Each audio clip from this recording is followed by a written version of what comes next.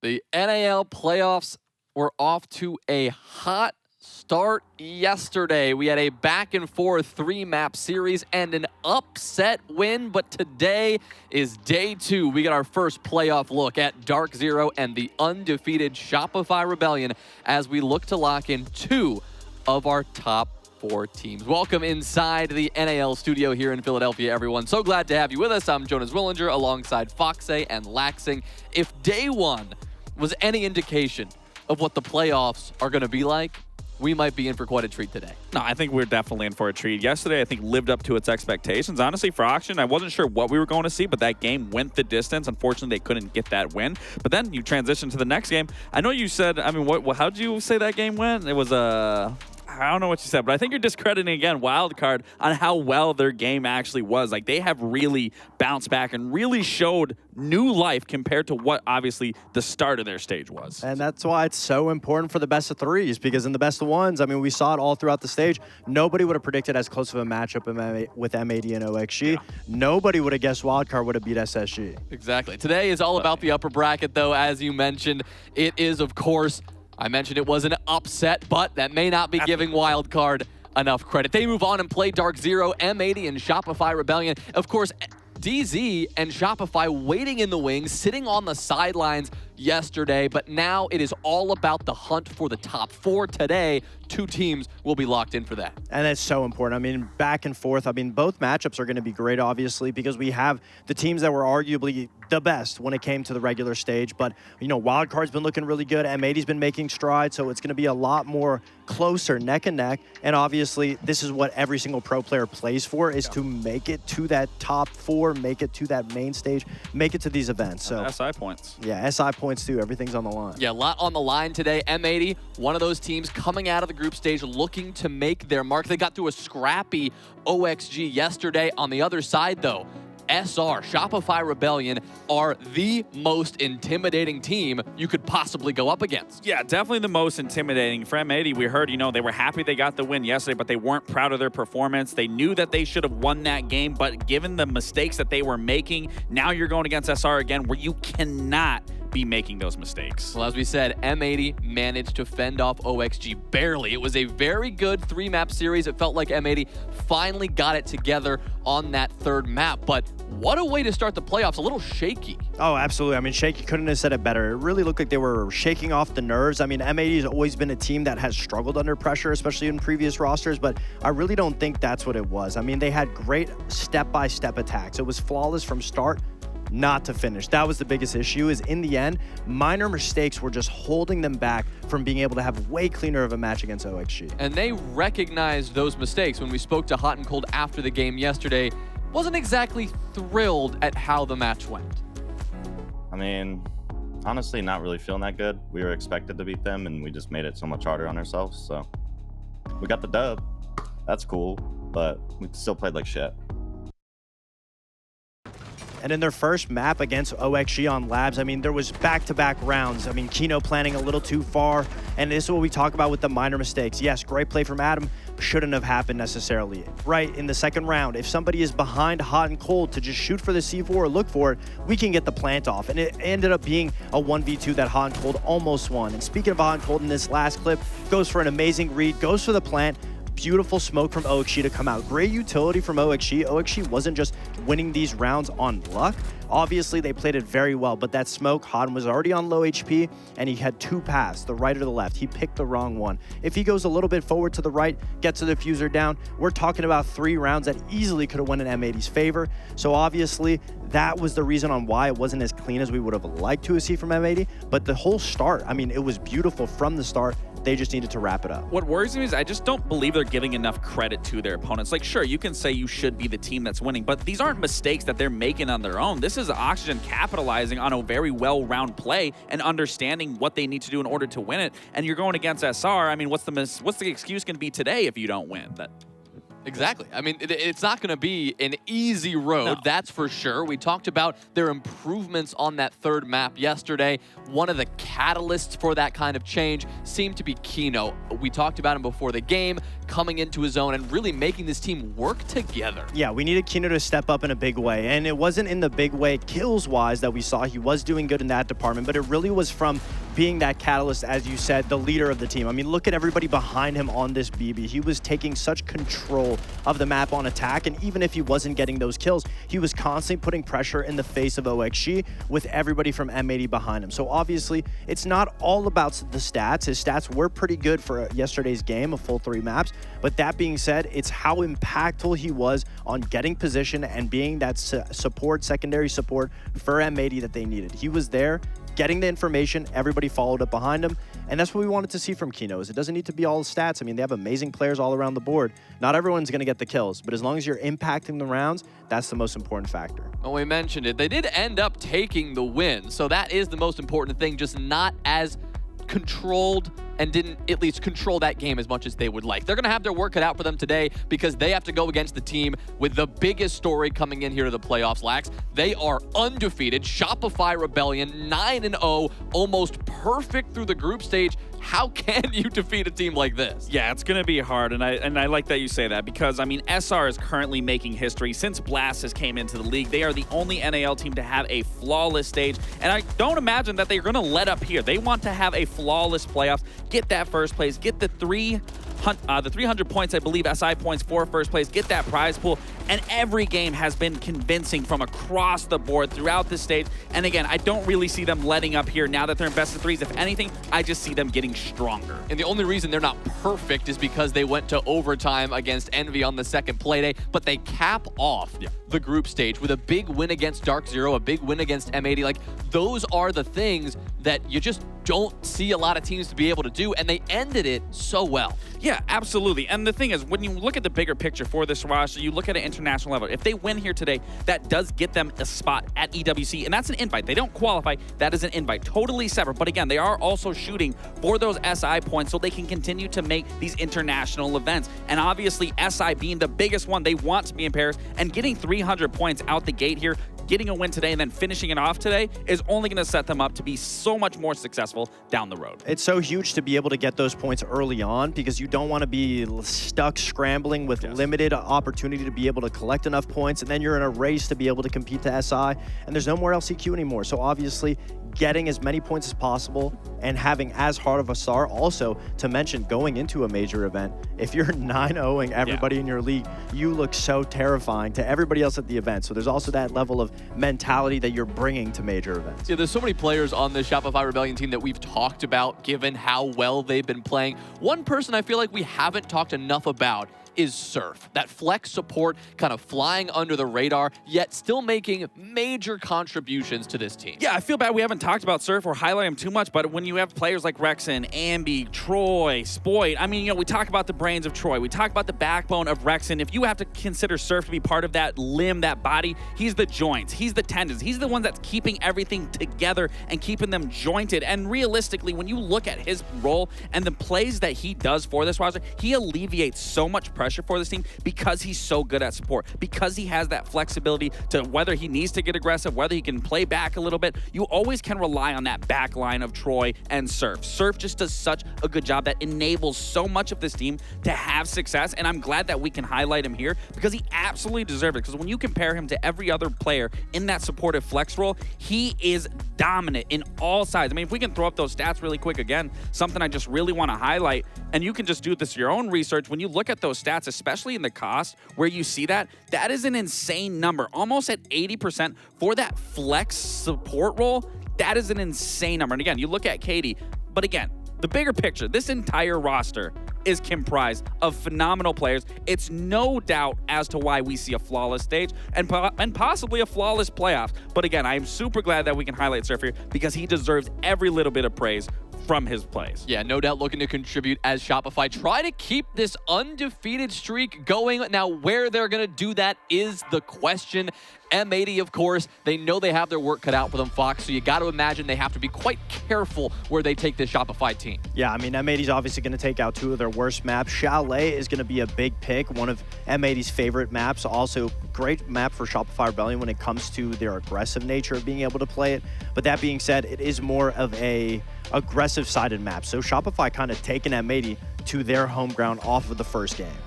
Yeah, I actually really like the Nighthaven Labs choice. I think that'll be one of the better matchups in my opinion between the two, especially we saw Shopify. They did have some weaknesses during that Cloud9 game. Again, it really came off of one timeout that changed the tides for everything to allow them to bring back where we saw M80 dominate NV7-2, which sure, you can accompany that to being the weakest team so far in the league, but then you ended on board. That's a real kicker because that's a map that Shopify has been banning. So the fact that they're allowing this to go through, it only makes me come to fruition that they're thinking here, we already saw them lose to DZ7-2. We know exactly what we want to do if we get to border. Yeah, absolutely. I mean, Chalet, border being 2 maps, I mean, this is going to be the most aggressive SR that we've seen so far because when you look at maps like that, you're going to expect M80, teams like M80 SSG to have an edge on such attacker-sided maps, so sporadic, so small pace. So this is the first time, I mean, we've seen SR play Chalet. They looked really good on it. I believe it was against LFO. That being said, but 2 very aggressive maps to go to border for a decider.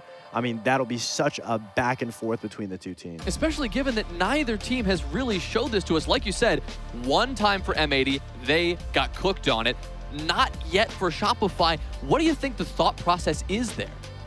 For Shopify? Sure. Again, I think they just want to exploit, especially those attacks where DZ, DZ was just thwarting off every single attack. Every single aggressive rush that M80 was trying to throw, they would just immediately shut down. So I can only assume SR is going to do the same thing. But what I really want to see for M80 is what we saw Shopify do really well against a team like DZ was they didn't counterban. They just focused on playing into those aggressive roles. So here I really want to see how well M80 is going to realize and try to exploit Shopify, which if there is one area to exploit, I think it's in that late game, creating chaos, interrupting flow of comms. That's where I really want to see M80 try to thrive here, because that's really the only point of contention that I can even look at SR and say that there's a weakness. Oh, our players are itching to go, so we'll keep predictions quick. Give me a prediction who you think is going to win, and what's the scoreline going to be? I mean, I think it'll be a Shopify 2-0. Obviously, let's keep the undefeated streak going. All right, Lack? I'll say Shopify for this first map, and I'll say 7-3. All right, what about the whole series? Whole series, I think it's going to be a 2-0. All right, well, we will see if that comes to fruition. As we said, Shopify, can they stay undefeated? M80, they have got quite a bit of work to do. We go to Parker and Jesse as we get map 1 started right now. Well, thank you very much. And as you heard on the desk, the undefeated Shopify Rebellion look to keep that going, qualify themselves for the grand finals here in the North America League. Jesse, these 2 teams did just do battle only a couple days ago. In the very final play day of group stages on July 12th, Shopify Rebellion toppled M80 by a score of 7-4 on Lair, a map that puzzlingly was not chosen by either of these teams. How intriguing. The community vote seems to be aligned with Shopify Rebellion. The desk was unanimous in their praise of Shopify Rebellion and saying that they would win. Do you align with the desk, or do you think there's an outside chance that M80 could prevail? Listen, Parker, I think with what M80 have shown in the past, they are capable of beating this Rebellion team, okay? 4 to 5 of these players are previous major champions. They know what it takes to beat not just Shopify, but any team in the world. That said, they gotta play better than what we've seen so far at this stage. After the game yesterday, where M80 got a big win over Oxygen, we got to see their player cams. They didn't look excited. They didn't look happy. They didn't even look relieved. They just looked pissed because they knew they didn't play up to the expectations of their coach, the expectations of themselves, nor the expectations required to beat a team like Shopify Rebellion. So they know it, we know it, the fans know it. They've got to play better today. I truly believe they are capable of higher performance than what we saw yesterday, but it's not going to be an easy task. Shopify Rebellion are the best team in the North America League, yet to lose a game, I should say. And this map veto, I don't think it's a huge advantage for M80. There's some openings, perhaps. We will start on the Rebellion's map pick, so It's not going to be easy. You've got to go right to the deep end right at the start. I guess we'll see what they can bring to it. Shopify Rebellion enters with a perfect 9-0 record, 8 wins in regulation, 1 win in overtime. And I mean, I love referencing this stat. The only team that pushed Shopify Rebellion into overtime was the last place Envy, which was in week number 2, or technically play day number 2. It was the very first match of the day. Shopify Rebellion had the lead, Envy closed the gap, but then Shopify Rebellion won in overtime to secure 2 of their 3 points. It was looking like a perfect season for Dark Zero until they dropped 2 wins in regulation. Shopify obviously couldn't have their perfect season after that second play day when they lost out on 1 point, but about as close as you're going to get, 26 of a potential 27 points in the beginning of this stage for Shopify Rebellion. For those that are just tuning in, the core of this team used to play under the Susquehanna Sonics. That was then shortened to just the Sonics. Canadian was picked up on the team, and Spoit is a recent addition. Longtime player Super is the coach as it stands. And look at this! Hot and cold, barrels in, and in the first 40 seconds is already at the halfway point of the diffuser. The league-leading top-standing MVP, Gavin, gets a pick as well. He'll pick up a second, and Rexon's the only person with any kills on the side of Shopify Rebellion. Rexon did have a smile on his face just about 25 seconds ago, and as you can see, now there's a lot of poise, maybe some frustration as he fights his way out of this spot. He'll hop onto the case in just a second, but there are bodies nearby. They'll hear the call. Diffuser thinks that he might be faking it. He doesn't, and the final kill goes to the man named after the objective Diffuser. M80, a very quick 40-second execute, and you didn't even get to talk at all that round. I don't mind it though, because it was a good pace-setting round from M80. After the problems they had yesterday, I think it's important to go into a game like this and just set the expectations. Make it very clear right off the bat, we're not going to roll over and play scared against the best team in the league. We're going in for a rush. It was a perfectly executed strategy, clearly a pocket strat to start the game. They had hot and cold on the Amaru, of course. They had the Sens play coming out from Kino. Kino probably playing the most Sens out of any player so far this stage. He's been running a ton of this operator. Good coverage on the window. Everybody was in positions. They had some troubles getting the office wall open with the ace charges, but it didn't matter in the end. Getting that defuse kit down was all that they cared about. And I think a good read as well. Hot and cold recognizing the only player that was going to be up on the bomb site, the only player that was going to be close to the site was going to be Canadian, and he was on cams when he died. Even if he wasn't, it's Troy Canadian. We all know his KD this stage. Probably would have lost that fight anyways. So I think a good game plan from M80. Came at it with a really smart opening gunfight, and they should be feeling good about how they start this game. 1-0. Troy Canadian does have the lowest amount of kills in the entire league, by the way. Yeah. I would go so far as to say I did a very cursory glance. He and I actually went out for some lemonade the other day. And I was talking about my fantasy team, which I think has been a fun little addition to this stage. But obviously, I picked him on my team mostly just because, you know, vibes. And that was a disastrously poor decision. And he told me that he thinks he might have the lowest amount of kills of any player in the main leagues. And I'd have to look at all the numbers, but he's certainly at the bottom of the NA league. It does bear repeating.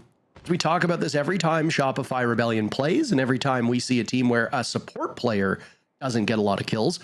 It's not the be-all, end-all if that player is not fragging out, right? If you look at the ratings right now, something like the bottom 6 or the bottom 7 in the NA League are all support-oriented or outright support players. So it stands to reason that they're not going to get kills because the rest of the team will. And when you've got a team like Shopify Rebellion, it's not so important that Canadian gets kills when Ambi is killing everything. When Rexon is killing everything. When Surf is killing everything. You don't really need Canadian to get involved in the fun. Well, Canadian might be about to die again. He is downstairs, and he's about to get pushed by Amonte. I believe they had a ping on him, so I think they know where he is. They definitely know where Rexon is. It's good information from M80 here on the bottom floor. They're hesitant to push in. It's still a good crossfire. Even if you know where Rexon and Canadian are downstairs, it's still a strong position that they're holding. Rexon's retreated up towards game, so it's Canadian all alone, and they absolutely know his location. If he swings this at all, he's surely blown to smithereens, but he's not moving. He's a patient player. There's a good reason why he's down here. He's still wasting a ton of time. They've got him pinned down. Again, roamers are not designed to get kills. If you're Canadian and you're roaming, we certainly know you're not designed to get kills, but the focus will be simply waste time, waste utility. You've got stall potential on the side of Shopify Rebellion. Ambi on that Oryx is able to maneuver around the map very quickly, faster than any other operator, except maybe Amaru.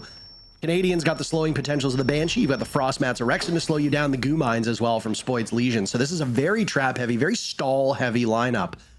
Toxic Babes from Surf will blanket the window, which will give Kino some coverage as the Glaz, but right now, Shopify Rebellion can just sit pretty. M80 are taking a fair bit of time to get in, but good news for them, the final smoke canister is gone. Bad news for them, Surf has decided to be a bit aggressive in his own right. And now he's got Gunner lined up. Surf takes down one before being traded out. Spoid answers back with Gavin disappearing. Gunner as well is gone. Monty of Hot and Cold in the corner will get Diffuser down as Diffuser, the player, gets one pick and will now assume the position. Hot and Cold taken down, and the last one left is up on Repel. 3 bodies from Shopify Rebellion remain, and Diffuser will have to pick which of those players he wants to engage with. First one is Ambi as he hops into Mudroom and gets right back out. Rexon on Diffuser. One of them will have to go for it, and it's Spoit. They'll actually double up, and plenty of time for them to hop on that case. Spoit will be the one credited with the counter disable. It wasn't quite as fast of an execute this time around, but an execute still done by M80. They've been very good at getting the case down, but not as great in watching it that second round. Tie game, both teams with 1 round apiece. Follows the stat that we've seen throughout the stage. M80 have the highest plant percentage of any team in the league, with 44% of attacking rounds ending in a plant. Now that doesn't always end in a round win, as we've seen in round number 2, but it does show that they're a very objective focused team, and Shopify Rebellion are going to know that coming into this game, right? They're very much ready for these plays. That's why they had Surf, who was sitting on the bomb site on the smoke, 100% just ready to stop that big window jump in with his Toxic Babes. When he ran out of Toxic Babes, he didn't sit and twiddle his thumbs. He decided, you know what, I can still make a move. Went right up to the window with the shotgun and got a massive kill. Now he did get flashed and killed in response, but it just bought them even more time. It allowed everybody else to come back to the bomb site. I love how Spoit went back to the top floor in that post plant in the 3v1. They knew Diffuser was in a power position, so one guy went to Mudroom, unfortunately died. One guy got on the defuse kit, and then Spoit jumped from up above. It wasn't something that we saw Diffuser ready for. So really good play in the post plant. Shopify Rebellion will be expecting a lot of plants this game, and they seem to be ready for it in the first 2 rounds. Oh, if this is any indication, we will be in for quite a treat here. And while everybody seemed to be writing off M80 before a single round of action was played, largely because, I mean, Shopify Rebellion did beat them in the best of 1 just a couple days ago, and Shopify Rebellion has beaten everybody up to this point. There is good reason to assume that they will do well. A best of 3 is a completely different beast. M80 have shown that when put in best of 3 and best of 5 situations, the core of this team is able to excel. One thing that this M80 team has that the Shopify team does not have is a major championship. M80 accomplished that on that old Beast Coast roster. They have won an international event. Shopify Rebellion have not done that, same with the Sonics who preceded them with this roster. Unfortunately for M80, if they want to stick to Shopify Rebellion's map and put on as competitive a front as possible, losing Gunner so early is not ideal. Gunner had a rough day yesterday through a couple of the maps. It took him a while to find his footing in map number 1. Could we see the same thing unfold here on map number 1 against Shopify Rebellion? As Gunner dies 1 and 2, that means he also loses all of those Lion charges. Yeah, died out on the bathroom window, I do believe, but a good answer back from Diffuser. Finds Surf on the Azami, an operator that I often say is expected to be banned 100% on Chalet. Odd to see it through the Vat Veto phase, but it's Clashing Castle instead. A good run out from Ambi, jumping out the window, getting a big pick at the same time that Rexon gets one, means it will be a man advantage if we hit the 90-second mark. Diffuser and Gavin, the last 2 alive, both focused around Solar, but Diffuse Kit is downed outside the building, so they need to take their time to go get it, or else they're just rushing in for kills. It's the calm before the storm. Just hitting the halfway point of the round. M80 are a sticky team. I said this yesterday in their matchup that no matter what, they trade out effectively, they play close by, and you've got what I would argue is their 2 finest players still remaining. Gavin has some history with Canadian as they played before. He'll have a lot of work to do now as Diffuser gets punished by Ambi, and well, sing his praises all we want, but He's in a tough spot as he repels through big window and immediately gets gunned down by Rexon. Shopify Rebellion really aren't celebrating at all. Their mood was quite jovial before that very first round unfolded. Then obviously M80 stormed the gates. Shopify Rebellion was cut off a little bit, I guess, flat-footed, and now they've bounced back. But they're not particularly happy about it because, as many of them will say, job's not done.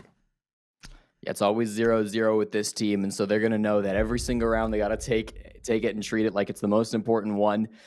Finally, we do see the zombie taken off the board, so that is going to bring us back to normal, and the glass does get removed. We saw some shenanigans with it, and even after round 2, they typed get off glass, so maybe a little annoyed with Kino's shenanigans. That third round was a bit of a weird one for M80. Shopify really took it aggressively. They swung a lot of windows. They were very eager to get those opening picks, the first on the bathroom window, and then we saw Ambi running out on the office window as well, so there was a lot of aggressive plays coming out from the Rebellion. And it does feel like throughout this game, they've had a really strong read as to where M80 are pushing every round. That round, it was very clearly a focus on Solar, it was a focus on Master. Round 2, it was a very obvious focus, first on the basement and garage, and then up top on the games window. The first round, since it was a rush, they didn't really have time to assess where M80 were going to push from, and M80 got the victory because of it. If M80 can find some more ways to catch Shopify off guard, go for some of these pushes that Shopify maybe aren't expecting, create more ghost pressure, open up more angles on the map. Attackers are heading out to defuse a bomb. Stopping you before you can really get these pushes going.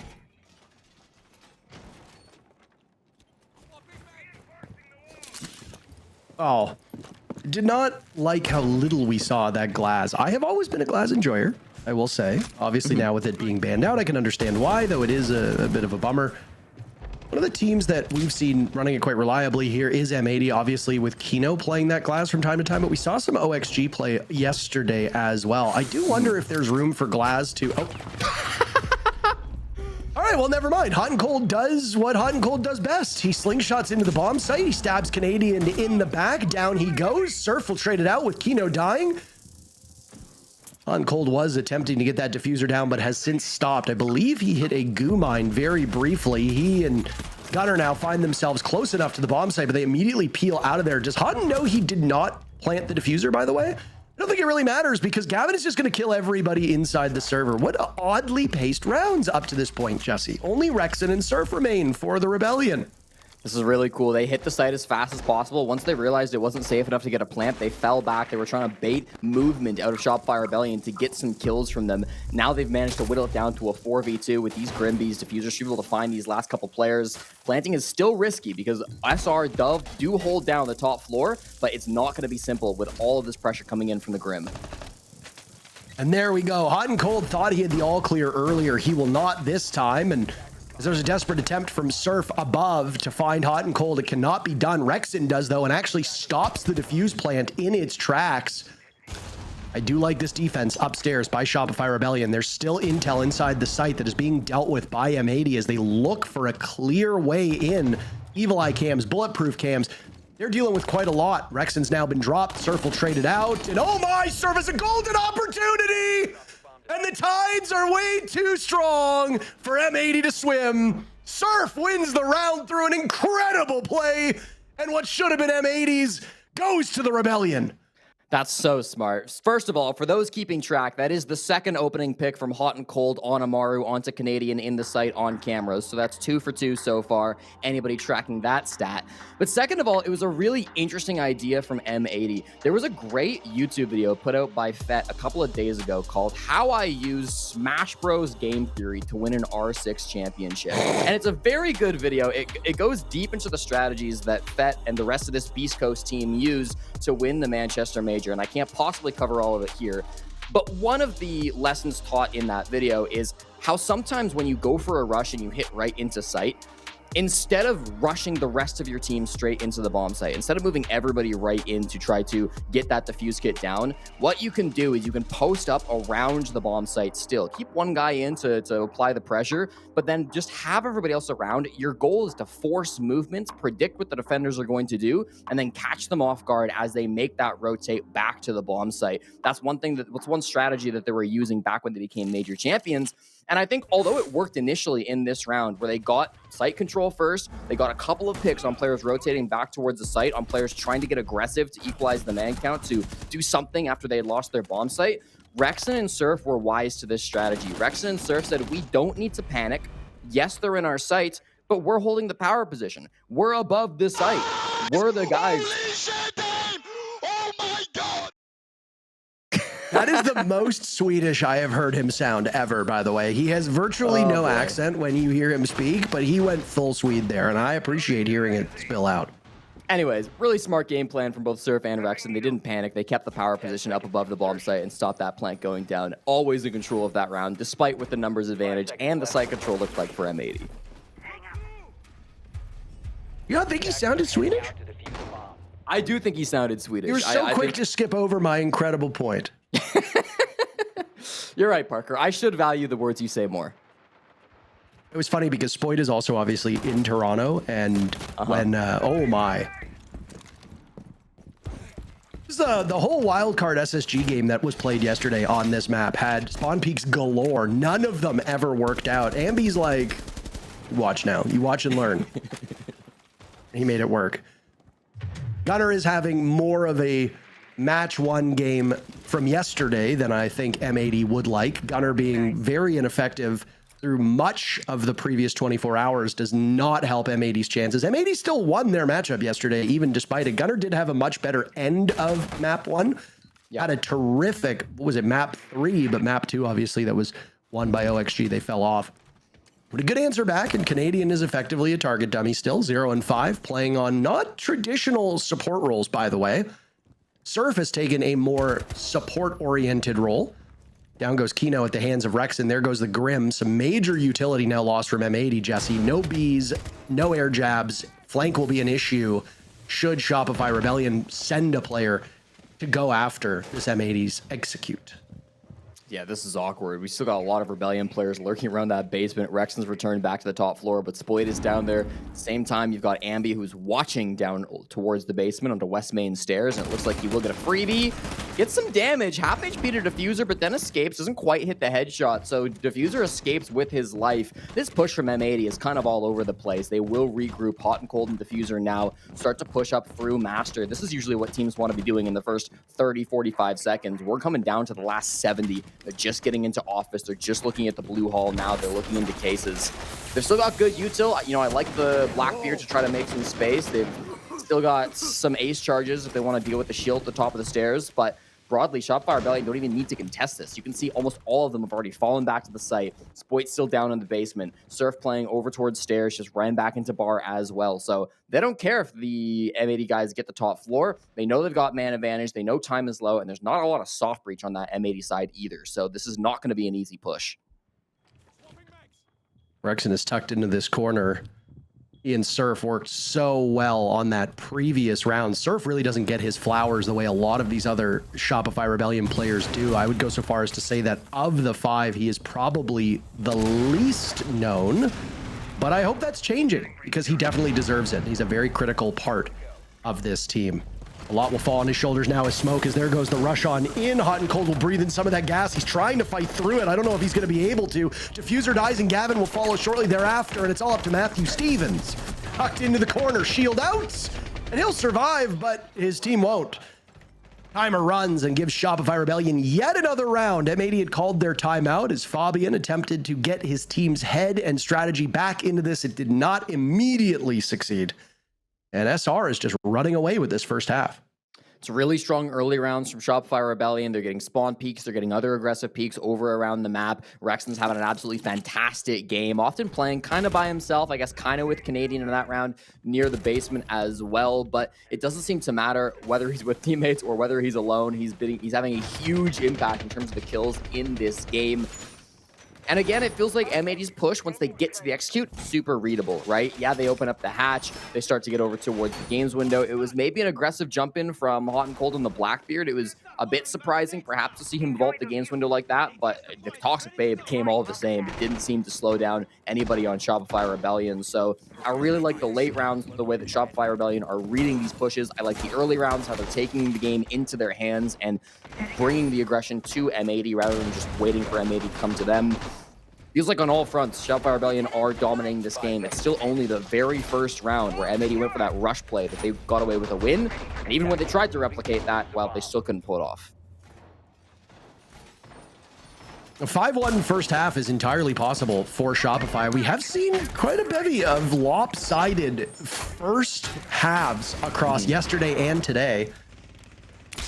Curious if that will hold outside of this matchup. Still possible for a 4-2 half to obviously begin.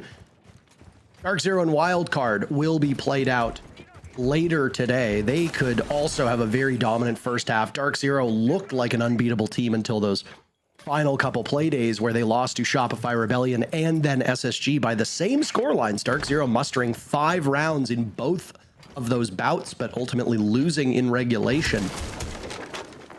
Easy's been a great team to watch, I will say. A lot of the issues that they had have been fixed. Dave taking over as IGL seems to have paid dividends, and the addition of Citizen, something that people were very mixed on. He's fit that team like a glove.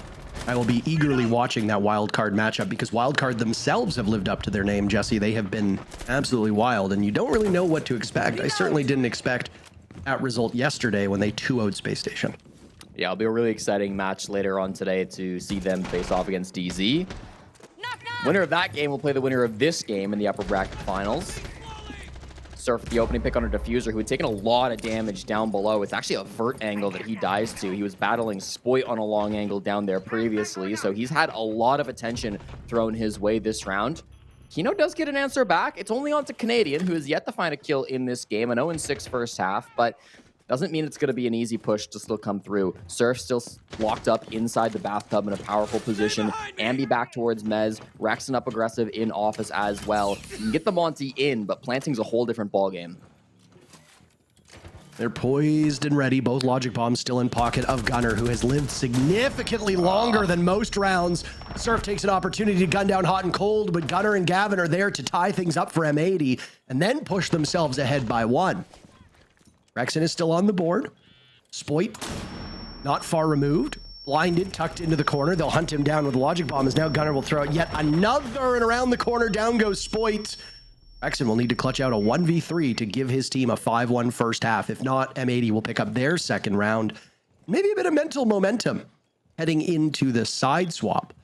One thing that's worked against M80 so far is all the intel that Shopify Rebellion has had, and Rexon knows exactly which door they're going to come through. 2 players.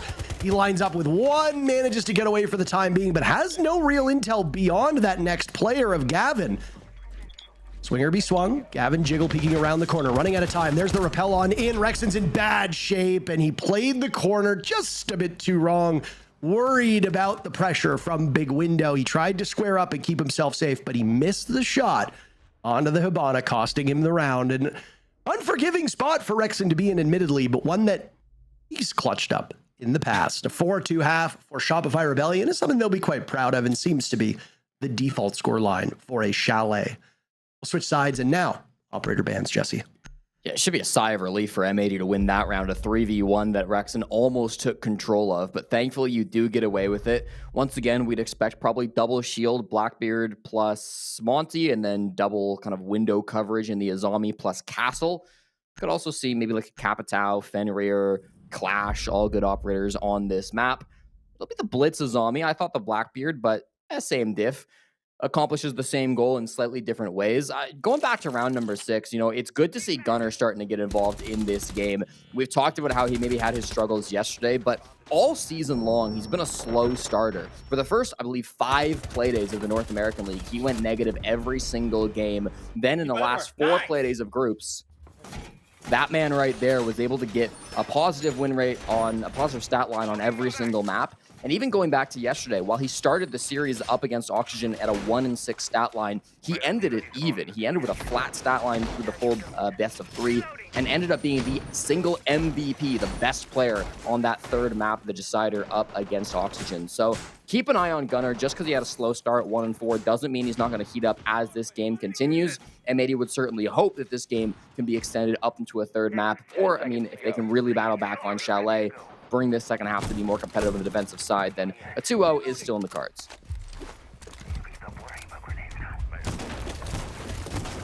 I know that Troy doesn't like when we reference IGL stats.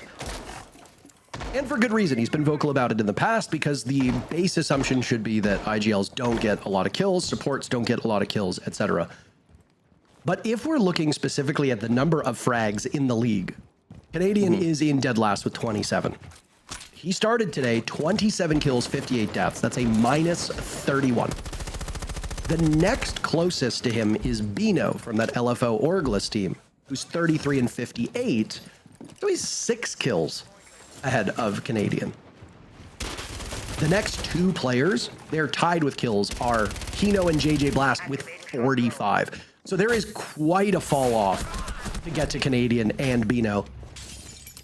They're going to need more out of Canadian this round as Ambi dies really early as a Maverick in the midst of the map, gunned down by Hot and Cold, who has basically barricaded himself into the kitchen portion of this map. Good news for Shopify Rebellion. They don't just have one, they have 2 other hard breachers on the board. Yeah, they should be okay for getting the walls open. Now, both Hibana and Ace are going to struggle a lot more as far as the Kaid goes. They will need to find another answer to that. They have nades on Canadians to try to make something happen there. And what do we have going on? Spoit's got some creative strategy. He's going to pop the X-Kairos on the floor so they don't get electrified. And then this should open a small piece of the wall as well. Not really. Got a little bit of an angle there at the bottom that he's trying to make something happen through. Still, these electric claws are a massive issue, though, as this gets worse and worse. He'll try the floor again.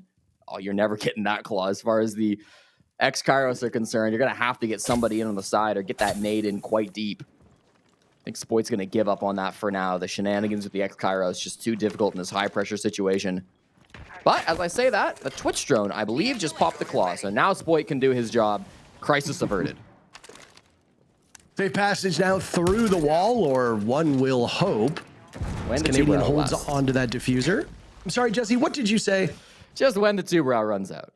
Yeah, And you gotta wait it out. Zoto canister freezing them up for the time being. Down goes Rex into Gavin, and Shopify Rebellion are really being given nothing here. Canadian slow peeks the corner with his shield down, presenting a window of opportunity for Gavin. A flawless round currently on the books for M80. All they need to do is get through Surf, as now Spoit is buried as well. Very little that Shopify Rebellion's been able to do, and indeed a flawless start to the second half. The best round that we have seen from this team on M80. Obviously, just based on numbers, you get a flawless round. That's going to be one of the best rounds. But in just terms of poise, they knocked Ambi off stride. Shopify Rebellion's pivot does not work out very well, and they stalled out. Utility was good on the side of M80. Gun skill was good on the side of M80. There really wasn't any weakness there from their defense. Yeah, and I mean, you talk about frags from IGLs. Hot and Cold getting that opener onto Ambi was really massive. He was playing down below inside a kitchen, got the Maverick with the long angle. And when you don't have a Maverick trying to deal with a Kaid plus Tuberow combination, it just took them way too long to get that office wall opened up. They eventually cleared out the claw with the Twitch drone, but it just did not seem to matter. And when you're going up against a team like Shopify Rebellion, which everybody will tell you have maybe the best mechanical players in certainly North America. You could even make an argument for the world. Sometimes you have to beat them not by going head-to-head with the gun skill, not by taking these 1v1 equal duels, by playing the util game, right? Bring out these electric claws, bring out the wall denial, do whatever you can to prevent a fair gunfight, to prevent them from even getting to the bomb site for taking those fights. That's kind of been the game plan of M80. It was a little bit their game plan on attack with all those rush strategies that they went for. But now on defense, too, if they're going to really be leaning into that, it could be a huge game plan for them. Expect to see a Kaid ban after round 9, but until then, we should see this really thrive. There he goes. He gets it. I will say, now that we're deep into these stages, and obviously CJX has had some time to settle down, it is really quite stunning how the changes to Jaeger have completely pushed Wamai out of the pro scene. Yeah. There's a reason why Wamai was brought so regularly. It's because unlike Jaeger's ADSs, Wamai's magnets would catch air jabs. They would catch the fire arrows from Capitao. They would catch the gridlock track stingers that are thrown out. ADSs didn't function that way. They've now aligned Jaeger to catch the exact same things with his ADS, but a bit different. Obviously, the ADS zaps it and gets rid of it, whereas the magnet just catches it. It'll still deploy, it just deploys in a different part than you anticipated for it to go to. I do wonder if at some point we're going to see some stylistic changes to these operators, because Wamai has completely fallen off of a cliff and is very much out of the meta in comparison to Jaeger, an operator who himself was very far removed from the meta because of how strong the magnets were for Wamai. Jaeger also just has a great gun. That carbine is excellent by most measures. Well, Canadian just told Ambi to get off the Maverick, and let me show you how it's done. So he'll jump on the most important operator of the round. M80 have brought the exact same strategy back-to-back. They said, we are going to fully commit to keeping this office wall closed as long as possible. But with Troy playing on the Maverick, it's clear that the Rebellion have a really strong game plan for this. They will use a tube route to slow the first set of X-Kairos, and then the line gets drawn, but Diffuser is better. Great shot through the wall, just as a teammate gets another frag. Rexon and Ambi are gunned down. Yet again, an early death for Ambi with just a little bit over a minute to go. M80 is wiping the floor with Shopify Rebellion. This is 8 unanswered kills since the side swap came in. M80 are poised for yet another flawless round. Spoit and Canadian are the last two remaining. Spoit now on a single point of HP. Canadian yet to get a kill as Spoit vaults in towards Piano. He'll be lined up next to Canadian, looking for something. Canadian has an angle over towards the Tubarão of Gavin by Bathroom. Canadian needs to be worried about what lays in wait inside of Office. Canadian gets Diffuser, so the flawless round is denied, and Canadian finally picks up a kill in round number 8. But it's as close to a flawless round, again, that you can get. M80 are crushing Shopify Rebellion, and I wouldn't be surprised if SR call their timeout. After 2 rounds on Attack Shop, the only Shopify Rebellion player with a frag is Canadian, as we all anticipated.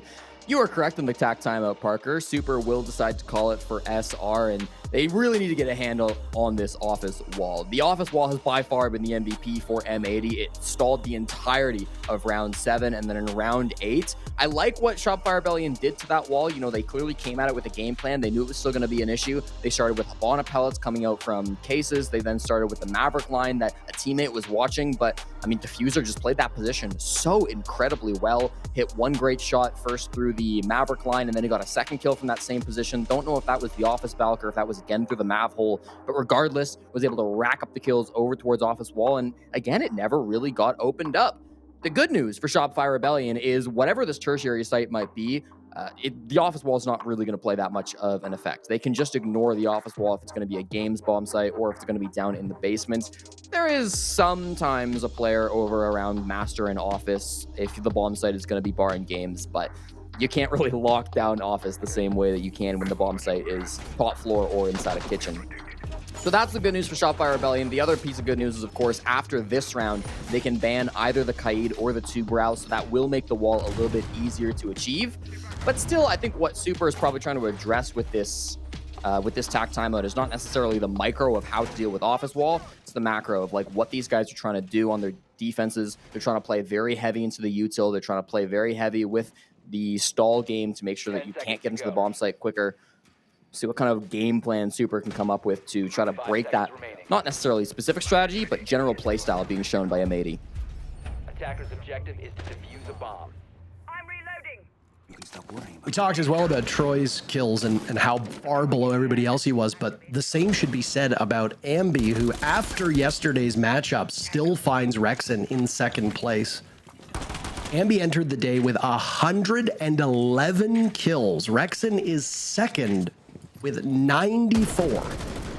It's quite a jump back after that. Next would be Surf and Fatal, who are both tied with 87. So 3 of the top kill getters right now are all on the same team. Rexon's got 8 kills at the moment. Surf has 8 kills as well. But Ambi's sitting at 4, which is well below his usual tally. I will say, as great of a player as Ambi is, he's had some issues in the past with big game moments and showing up. Yeah. Those are regular season stats, by the way. Those are not playoff stats. Those are just from the groups, if people are curious. I'm sure you have the playoff stats to add to that because there were best of 3s obviously played yesterday, of which it will actually hurt the Shopify Rebellion team because they got a bye, so they actually have 1 fewer best of 3 to rack up kills. Yeah, it's crazy. Technically, Diffuser is now the top frag of the league, but he's only got 114 kills, so barely ahead of Ambi, even though he's played 3 extra maps on the Shopify players. So I think your point still stands that Ambi has been absolutely incredible so far. He's racking up by far the most kills on a per round basis for Shopify Rebellion. And after this series, I'm sure he'll be eager to take that crown back as far as the top frag of the league is concerned. Round number 9, they've gotten past the office wall on the side of Shopify Rebellion. Again, it wasn't going to be an issue, and they've still suffered the opening death, though. Surf will be going down to Gaveni, who's playing at the top of those stairs. It's a nice little play with the Sens as they start to take the hallway, and nearly killing Gavin as well.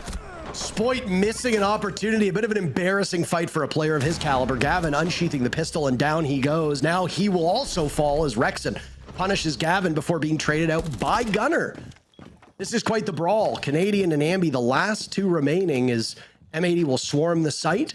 Shopify Rebellion with control above, but they've got 40 seconds to reposition and translate that towards the bar gaming bomb site that exists. You saw Gunner playing on that Wamai far enough back.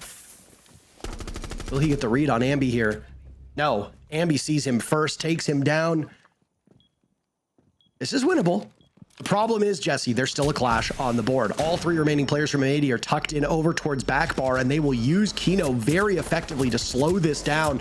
Canadian a missed opportunity onto one of the 2 unshielded members of M80. Hot and cold with a team kill. That's the hot and cold we know and love. It's all up to Ambi, who's also taken out by hot and cold. That M80 OXG match had 4 team kills in the span of a best of 3. I was wondering if we would see one here, and death, taxes, and somebody on M80 team killing another one of their players, but I suppose the clash had to die to catch Canadian and leave hot and cold in a strong position. Hot and cold wasn't the last alive, by the way. M80 also had the Aruni still alive, chilling in the corner, waiting to see what would happen in that back bar. M80 has now taken the lead by winning 3 defenses in a row. That Kaid ban, as I said, is going to change things in this final quarter of regulation, so we'll see if M80 can continue to string these defensive rounds together. But in that previous round, they certainly didn't need it to be able to get the win. I really liked the late round play from Hot and Cold. One thing he talked about in yesterday's post-match interview was just how cluttered the comms have been on M80. In game day, it's really been a big problem for them. Maybe in scrims, this isn't an issue. They're able to be calm. They're able to communicate clearly in these tense situations. But Houghton talked about how consistently on game day, that's going out the window. They're having a lot of problems with that communication. It feels like it's better. Obviously, it's impossible for us to really know. But as these rounds get chaotic, yes, maybe there's still some team kills going on, but they're team kills happening in service of a purpose, right? They're happening so that Hot and Cold can get these kills. It's okay to be fragging your teammates in the end if you are getting these round wins out of it. So I'm not too upset by M80, even if it's getting a little bit chaotic sometimes. They're getting those results, and it does seem certainly cleaner than what we were seeing from their defenses yesterday. I also really have to shout out Gaveni, who has been having a fantastic game, especially on the defense. He has been the main game changer in my mind. If you want to blame it on one individual, his specific play on this defensive side, alongside, I think, Diffuser, has been really, really good. You were right, by the way. If you include yesterday's matches, Diffuser is 2 kills ahead of Ambi before today started, and he's 3 above Ambi just based on today alone. So he'll now be a little bit farther ahead. But again, I will say those were group stage stats. And also M80 had a best of 3 to play yesterday, and they made sure it went the distance to try and get as many kills as possible. So, I mean, when you have a bye, your stats are going to look a little bit different. If you were consistently blowing out teams, let's say, for example, a team wins every single game 7-0, their stats are probably going to be worse than a team that goes the distance but has a even potential losing record just because there are fewer rounds being played. That said, I mean, it's still an impressive metric for both of these players. Diffuser was exceptional in his rookie stage. He has proven that he has staying power and is an excellent addition to this team.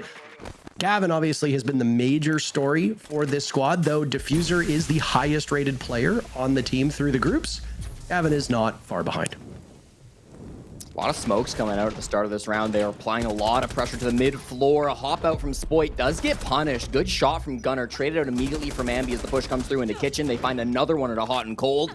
That's both of those first floor roamers cleaned up with only one casualty. And it's just Spoit, the entry player on the demo. So it's not a huge loss to be able to take him off the board for Shopify Rebellion.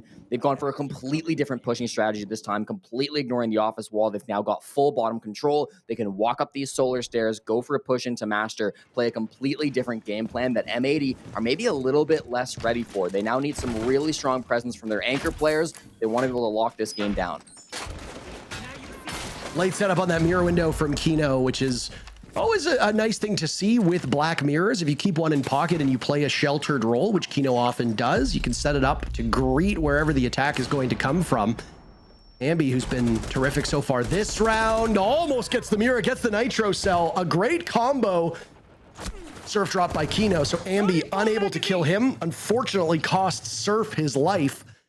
Shopify Rebellion now on even footing with this M80 team, and SR is desperate to win this round. If not, it's match point for M80, and a huge victory it would be for them. Gavin takes care of Ambi as Ambi wanders aimlessly through Solarium. Gavin now looking for another under Rexon. It's like taking candy from a baby. Gavin is just crushing everything. And then the best player statistically on M80 of Diffuser will catch Canadian as he swings into Master. M80 sit on match point on Shopify Rebellion's map. Shopify Rebellion might not have a losing record here yet, but they are about to drop a map for the first time all stage.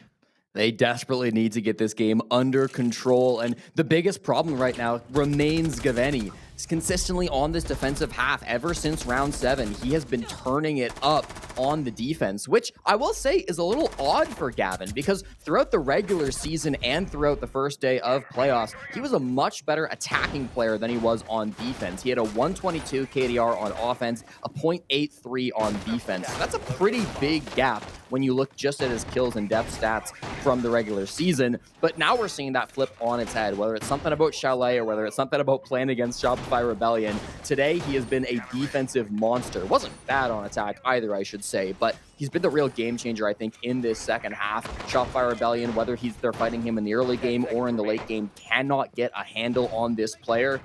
They've often said it is their individual mechanical skill that separates them from the rest of the pack. They're obviously a good strategy team too. They've got good coordination, but the level of mechanics from just the individuals on this team are often thought to be far and away better than everybody else in the North America League. But today it doesn't feel that way. The players on M80 are absolutely showing up. I don't know if you went to the subreddit, the R6 Pro League subreddit, but after yesterday's matchups, there were a lot of people saying, you know, why did they keep Kino? Why didn't they pick up Spirits? This team is washed. Even if they win, they're still bad, yada, yada, yada. And I mean, that's the peanut gallery. I don't think any people should really take a lot of stock in what the average Redditor has to say. And I don't mean this rude. It's just that the average Redditor doesn't really know what's going on with these teams. Some of them have varying levels of experience, but the vibe amongst a portion of the most dedicated part of our community has been really quite down on this M80 team. I do wonder if this is changing their minds, because I don't think M80 has been a bad team by any stretch of the imagination. They obviously have growing pains. They had growing pains after Manchester. They obviously win the Manchester Major and then just completely fall short on the very next two events. They have not looked like the same team. They looked like they were the right team for the moment, but they've been unable to meet that moment since. Metas change, players change, roles change, and this M80 team seems to be finding their footing the more this stage goes on, and they are about to do something that no team has been able to do in the last month or so, and that's take a map off of Shopify Rebellion. An excellent start here. Hot and cold dispatches Ambi before getting taken out by Canadian. That's Canadian. Well, technically Canadian was credited with that kill, but I actually think it was Ambi who got the down initially. Cams will be hacked by Shopify Rebellion, and a 4v4 with just a little bit over a minute to go could be the end of this map if M80 finds these remaining players on Shopify Rebellion. Every defender is on the top floor, so Shopify needs to decide, are we rushing site, try to get a plant down under the cover of smokes and flashes, or are we trying to clear out these players up above? With Surf jumping in trophy window, it seems like it's going to be the former. The Candelas come out. Can they get this kit on the ground safely? They've actually stalled for a moment, and Rexon gets a pick. This might be the play. And it's Gavin of all players. 15 kills in the hands of Gavin, by the way, as Rexon breaks double digits on the side of Shopify Rebellion. He and Gavin are the only two who've done so thus far. Diffuser has an opportunity. 4 players remain from Shopify Rebellion and Diffusers, but a single kill away. Right now, this focus is all upstairs for M80. You can see Gunner playing these kill holes. Kino is not too far away from him, but Gunner will now reposition, getting a bit more aggressive over towards Trophy. Down goes Surf, a drone at the feet of Gunner, but he's fearless as he and Kino double up. Rexon dies, Canadian dies. It's all up to Spoit, the import, the newest player from this team, attempting to find the remaining 3 players from M80, and he'll find them, but he's unsuccessful in his goal. The final kill goes to Gunner, and shockingly, Shopify Rebellion dropped their first map of the stage as M80 steals Chalet to go up 1-0. M80 needed to play better than yesterday if they wanted to take down Shopify Rebellion. Well, guess what? They're playing a lot better than what we saw to them both yesterday and through the group stage. A fantastic first map, taking their opponent's pick in this best of 3. It is not over. We can still see the revenge from Shopify Rebellion, but the game plan is now out the window. What will happen for the remainder of this series? We'll find out in just a couple minutes, but it's a statement map from M80 before we toss to a break. See you soon.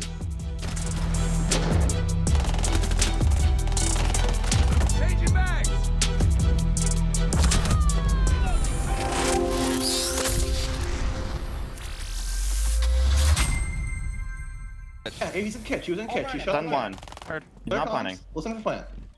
10 seconds left. Donnie's stop bomb. Don Sean. Sean. Yes, Let's go! Come on! Thank God. Holy I told snap. Loud Well done, guys. Really well done. But please let. This is what the playoffs are all about. When you get into best of 3 territory, you never know what to expect. M80 deliver Shopify Rebellion's very first map loss on the stage, and it comes at a pretty big moment. Oh, it was such a good back and forth. I mean, the attacks from M80, it was every round was going back and forth. Once the sides swap, I think that's where we saw M80 just kind of run away with it a little bit. They were so consistent. I mean, Shopify was taking control of all the opening engagements on their own defenses. M80 was fighting back, still going trade for trade, but some rounds just wouldn't go in their favor. It looked like reminiscence of that OXG matchup. But then once they got to their defenses, wow. I mean, constantly getting that first pick, falling back, so much utility in the site that SR had no real way of breaking it apart. It was definitely a tale of 2 halves because the first half, Shopify on the defense were composed, they were locked in. M80, they did try to ramp up the pace and get through that, but they still weren't able to do it too much to start. Yeah, absolutely. You know, and I can appreciate M80. What I said is, you know, if there was one thing I wanted to see from them was just interrupt the comms. And especially when we saw in some of those attacking rounds in particular, they were truly interrupting the comms on SR's side. I mean, specifically in round 4, this was a prime example of a hot and cold coming up from basement, getting that knife kill, which then is sounding the alarm. They're in sight. But when you know you have to play this site, you just need the top floor control. And this does go back to me highlighting Surf, being calm, being comprised, being that supportive line that you need when everything else fails, and he does end up bringing back that round. But again, I mean, this really came down to M80 getting a couple of those attacks underneath their belt and then pivoting on their defense and just shutting down Shopify. And honestly, that is the first time I've really seen Shopify just kind of not really in a position to bring a round back. M80 just was nailing it each and every single round, just not letting them get any foot in the door. That really was the game plan for M80. Like on attack, it was a little questionable. Like, yes, that Amaru round worked out, but then they lose it out in the end. But every attack round was constant aggression at first to be able to get in the building, and then that's where we saw the standstill. But once we saw M80 go on defense, they do that initial fight to stop SR from getting in the building or the initial position that they would come into, get that pick, and then you can just see the calculatedness of M80 just falling back and just playing on utility. They realized that shutting down those shields early, banning them out, Shopify didn't really have a clear, safe way to be able to take position and gather information without risking a body. And as soon as M80 would get that body, they'd fall back, and it was just, they played so good off of each other towards the end, grouping up, focusing on the trades. And SR, I mean, if it wasn't down to a really big individual play, it didn't look like they were really getting themselves back in these rounds once they lost that opening pick. Yeah, who knew that just 2 attacking wins would be enough to do it? That helps when you go 5-0 flawless on the defensive half. We move into Nighthaven next. Lax, tell me what this means, having just seen Chalet. This was Shopify's map pick, we now go to M80 territory. Yeah, it was. I'm honestly expecting kind of the same bans. I mean, to alleviate that pressure from the shields and what Troy can bring to just dissect a site and then constrict it once you go for that late round execute. But I think we also have to address the elephant in the room here for the side of Shopify.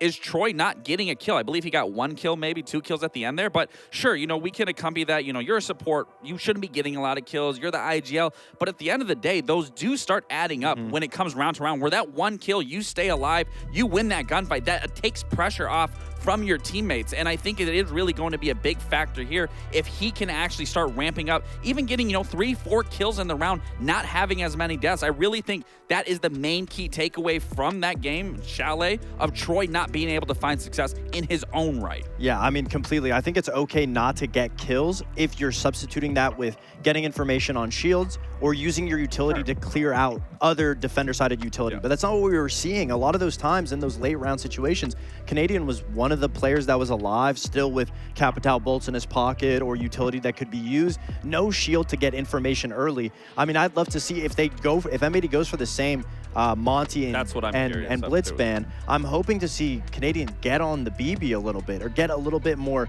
information-oriented ops just so he can gather his team collectively to go for these executes.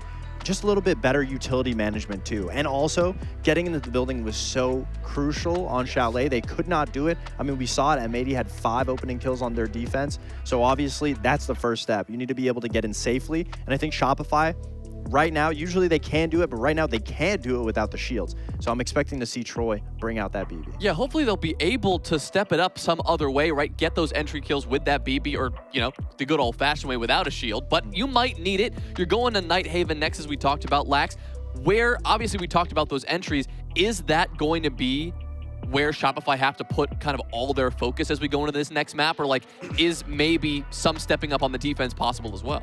I mean, the defense is obviously, they're going to start here. They're going to be comfortable. They don't have to play too aggressive. They really can force M80 into their sights. What I'm expecting is they get rid of a lot of the wall denial. Well, not wall denial, but the wall being breached. So I'm expecting an ace. I'm expecting a thermite being removed so they can sit in sight a little more comfortably. But again, what it really comes down to is then on those attacks, if we're going to see Troy on those shields, and then yes, absolutely those opening picks are going to be important. But again, to highlight the bigger picture, it's Troy really stepping up in his own right and finding a few more of those kills and not allowing some of these picks to fall in where then another player has to piggyback off of where he left off. A lot of questions for Labs as we go there next. We wait to see if Shopify can bounce back from their first map loss of the stage. They'll need to if they want to lock in one of those top 2 spots right now. We're going to step aside for a short break, and when we return, map number 2 will get underway.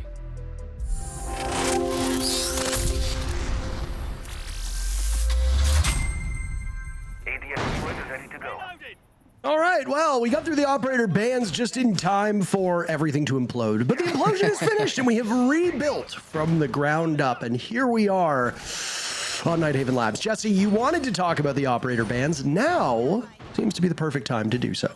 I've been itching and waiting to talk about these op bans, Parker, so I'm glad we can finally get in the server and talk about them. From M80 side of things, Kaid, by far the most commonly banned operator here on Nighthaven Labs. Mira, not the most common partner. Usually you'd see a bandit, but the second most common. We often do see the Mira coming through. Usually for defenders, you got to decide, are you going to ban double shield on Nighthaven or are you going to ban double hard breach? Shopify go the double hard breach route. They interestingly go for the Maverick and Ace combination, which is a little bit odd. Usually you do see more of the Habana and Thermite bans go before that Maverick, but still an interesting strategy coming out from Shopify. Maverick can be an extremely good operator when countering stuff like bandit batteries, which are currently being brought by Spoit. So we'll see what they can do when we get to the IT wall. No utility being used seemingly for this connector wall. As we start to get everything opened, now IT will be the problem. We've seen plenty of teams struggle with opening up this IT wall, but one operator that is providing pretty good value is this Fuse, or at least in theory, it should be. Don't bother to bring a Maverick, you have to bring other tools. I do like these bans from Shopify, to your point. Not every team has a good Maverick on it. Kino played this op, I think, almost every round yesterday. You can correct me if I'm wrong on that one, but when Labs was played between M80 and OXG, there was a pretty common occurrence. So my goodness, Hodden, how do you miss that against Surf? You had every opportunity. M80 does answer back, though. They double up on kills. Now Canadian will die too, leaving Ambi and Rexin, but Ambi and Rexin are putting in all the work. Immediately getting a kill apiece. Ambi tussled with from the side, pivoting over to take care of Gunner, and now he's boxed Diffuser out. Diffuser sitting over by that fish haul, looking to get into CC. Ambi did have a bit of a sluggish first match, and he'll make up for lost time here on Labs. Rexin credited with the final kill, and what could have been a great start for M80 falters at the last minute. Shopify Rebellion pick up round 1. Big 2v4 from Ambi and Rexin. That's a nice little combo play from the oldest, or the longest standing Shopify Rebellion members, I should say. They got an early pick onto Hot and Cold, who brought the defuse kit over towards Fish, but nobody was really following up Hot and Cold. So with a minute 40 still on the clock, everybody on M80 kind of went into panic mode after Houghton went down with the defuse kit. This is going to be the kit dropping right here. Houghton puts it on the floor, and then every other M80 player fighting over by Raptors. One Kiba barrier causing so many issues as they try to walk in from IT. Nice. There's a reason why Azami is often called the strongest defender in the game, and that's a big reason why. You set her up inside of Raptors, and she can be so devastating to try to remove from the game. So nice little play coming out from Shopify there. They got quite aggressive in the 2v4 situation, but that's exactly what they had to do to get those kills back. Excellent performance from both Rexin and Ambi. Rexin has been one of the best players for Shopify Rebellion up to this point. He was a huge reason why SR remained so competitive on Chalet. Big moments that he had with Ambi, with Spoit, and with Surf, all on either attack or defense. Here as a defender, he's going to provide great value yet again on Bandit, but it's the killing potential that really comes with it. Bandit is a great utility op, especially if you know that you need to keep those walls reinforced and electrified, but he also has a great arsenal. That MP7 is an excellent weapon, easy to control. One of the few guns that you can use without a housing or an optic, which obviously the optic that you choose to use now impacts your ability to play, but also brings a nitro cell. Really not a bad operator. The only time you wouldn't want to bring a bandit is if you don't need any electrification. Speaking of electricity, it's through electrical that M80's advance will come. Ambi is immediately punished for it. Spoit falls off after using a nitro cell, and a tiny bit of damage is done to Hot and Cold, but beyond that, M80 has a great start in the first 50 seconds. Yeah, you love this entry. They were really focusing Spoit, who was solo on that top floor, but that's not where the opening pick came in. It was the mid floor where they found Ambi. That was supposed to be where Spoit was falling off to. Spoit has found his way back towards his teammates. He's currently sitting in cafeteria, can probably go down those vending stairs if he wants to retreat to site. At the same time, though, you've got kind of a decision to make as Shopify Rebellion. Are you going to try to roam and commit to a more aggressive play, or are you confident in that 4v5 anchor setup? I will say, if they do choose to fall back without contesting these top floor players, they're going to have to deal with quite a bit of soft breach. Giveni running that ram here is going to make it really painful to try to go for a full site execute. Canadians sit at the top of cargo stairs. They can't safely go towards Animus. They've still, of course, not got control over vending either. So Shopify aren't holding a lot of the top floor, but the places they are holding are very important. M80 will need to remove one of these two players if they want to go for a push anywhere on the map. Very much seems like it's going to be an Animus push, but again, you need cargo control for this, at least historically. Hot and Cold had some problems taking an engagement in round number 1. This time, he'll try to get the diffuser down, and the smoke falls short. Surf is not able to hit Hot and Cold. Finally, damage is being done. Hot and might die for it, but the case goes down all the same. Follow-up gas from Surf lands, and there's still one in back pocket, too. Diffuser is looking for a way out, and he will find it. A bit of a goofy interaction there, but M80 are able to get out of the building. Reloading, cover me. Now it's Kino sitting in a similar spot looking for that follow-up. Diffuser will continue to run away from the case as the timer runs down. Gunner punishing Spoit for it. He's on the main floor. He'll have a kill hole to look at just as Gavin does. I don't like this for Shopify Rebellion at all, Jesse. M80 are in such a strong position.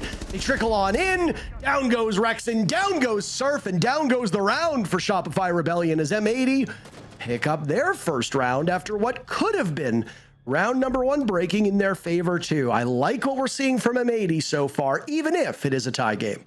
I'm getting flashbacks of Nighthaven basement attacks from Beast Coast with that round. You can see just how much they love going for that Animus push. They really rushed it very fast, and I think caught Shopify off guard. It forced Surf to panic a little bit when he threw that first Toxic Babe, and then it just didn't land. I'm not sure how that doesn't hit hot and cold, but the first one did not land onto the blitz, which made all the difference in that round. If Houghton had to get off, then that's a completely different ball game. Slows down the whole round. That plant probably doesn't happen, but it's just that slight misplay from Surf. It doesn't quite hit with the Toxic Babe. And again, it comes off of how quickly that push was thrown out by M80. You notice how fast they were moving on Chalet with a couple of big Amaru rushes coming out from hot and cold. This one, no Amaru necessary, but still bring that execute in very early in the round. Once more, did not have cargo control, so it was very risky to go for that Animist plant, but they knew they had a shield on their back. They knew it was Canadian sitting with the flash in cargo, so it's not like he was going to rush down and shoot your planter anyways.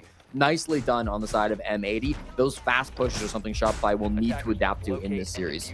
Yeah, they struggled with it in map number 1, and they still seem to be having some issues with it here on map 2. The one critique that has been tossed at Canadians' team is that sometimes they are a bit too slow to adapt and a bit too slow on attack.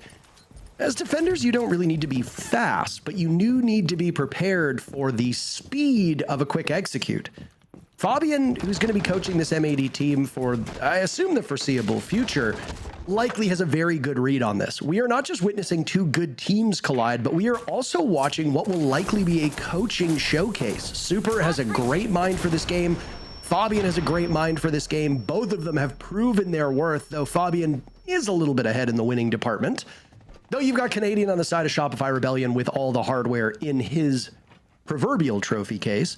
That said, Fabian can easily read into this. If he thinks that Shopify's main Achilles heel defending on this map is speed, then get M80 in as quickly as they can. They read Ambi, they read Surf. Gavin is killing every single thing that walks in front of him. What did he finish with? 15 kills in map number 1. He's already at 4 through 3 rounds. An impressive tally, and he is stacking up so well against the offensive threats of Shopify Rebellion. Really good entry from M80. They clearly knew exactly what this defense was going to look like. They've seen it before as Shopify ran a very similar setup a couple weeks ago back when they played Cloud9. It's a weird bomb site. Not many teams play kitchen and cafeteria, but M80 played it yesterday on their game against Oxygen. Shopify played it in the past too. Basically, every operator is the same from Shopify. The one exception would be Surf on the Azami. Spoit on, look at this. Spoit on the Scopos, but they know he's up here. They know he likes to play Scopos top floor, so they track him with the Deimos. They try to hunt down a kill. He's down the stairs, but there's another player waiting for him at the bottom. It's Gunner. And they're going to fall completely apart. Spoiting Canadian in the ground. It's Rexham with 4 kills. An impressive tally, but really the only good showing at this point on the side of his team.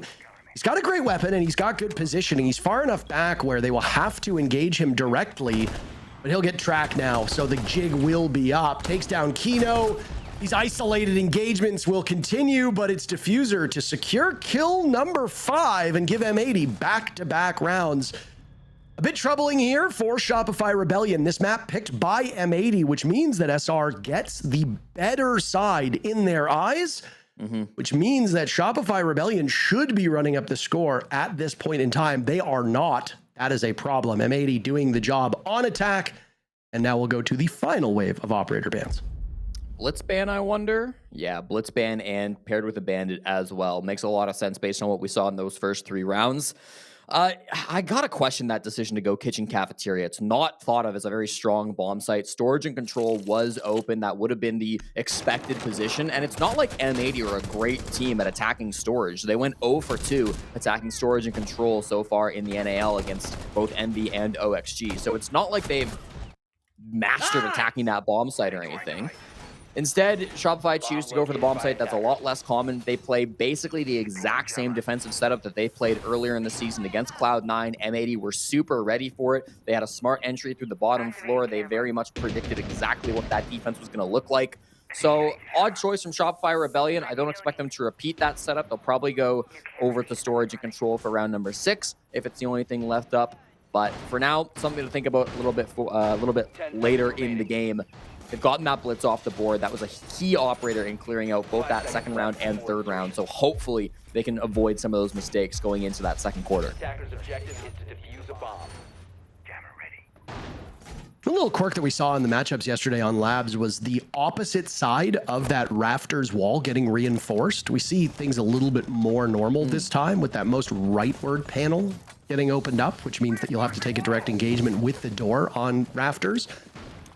Usually why an Azami is on the board is to plug that door and then also plug the pillar that leads to the window on Raptors. It's hard to visualize this, and we don't really have an opportunity to show it on the screen just because we are in the midst of action. But there you go. Look at that. See? Kudos to our observing team. It's a perfect setup, and it just provides a bunch of hurdles that you have to get through. Kiba barriers obviously aren't what they were a year or two ago, where they were only destroyable or destructible by explosives. Now you can shoot through them. Still, the greater thing is that, like frost mats aren't fatal any longer, you have to pick your target. Do you continue to shoot the Kiba barrier and let your presence be known, or do you try to get around them and take an engagement 1v1? That's the problem a lot of teams have, and that's exactly why we see those Kiba barriers get used there, to eat up time, eat up utility, and possibly prompt a fight.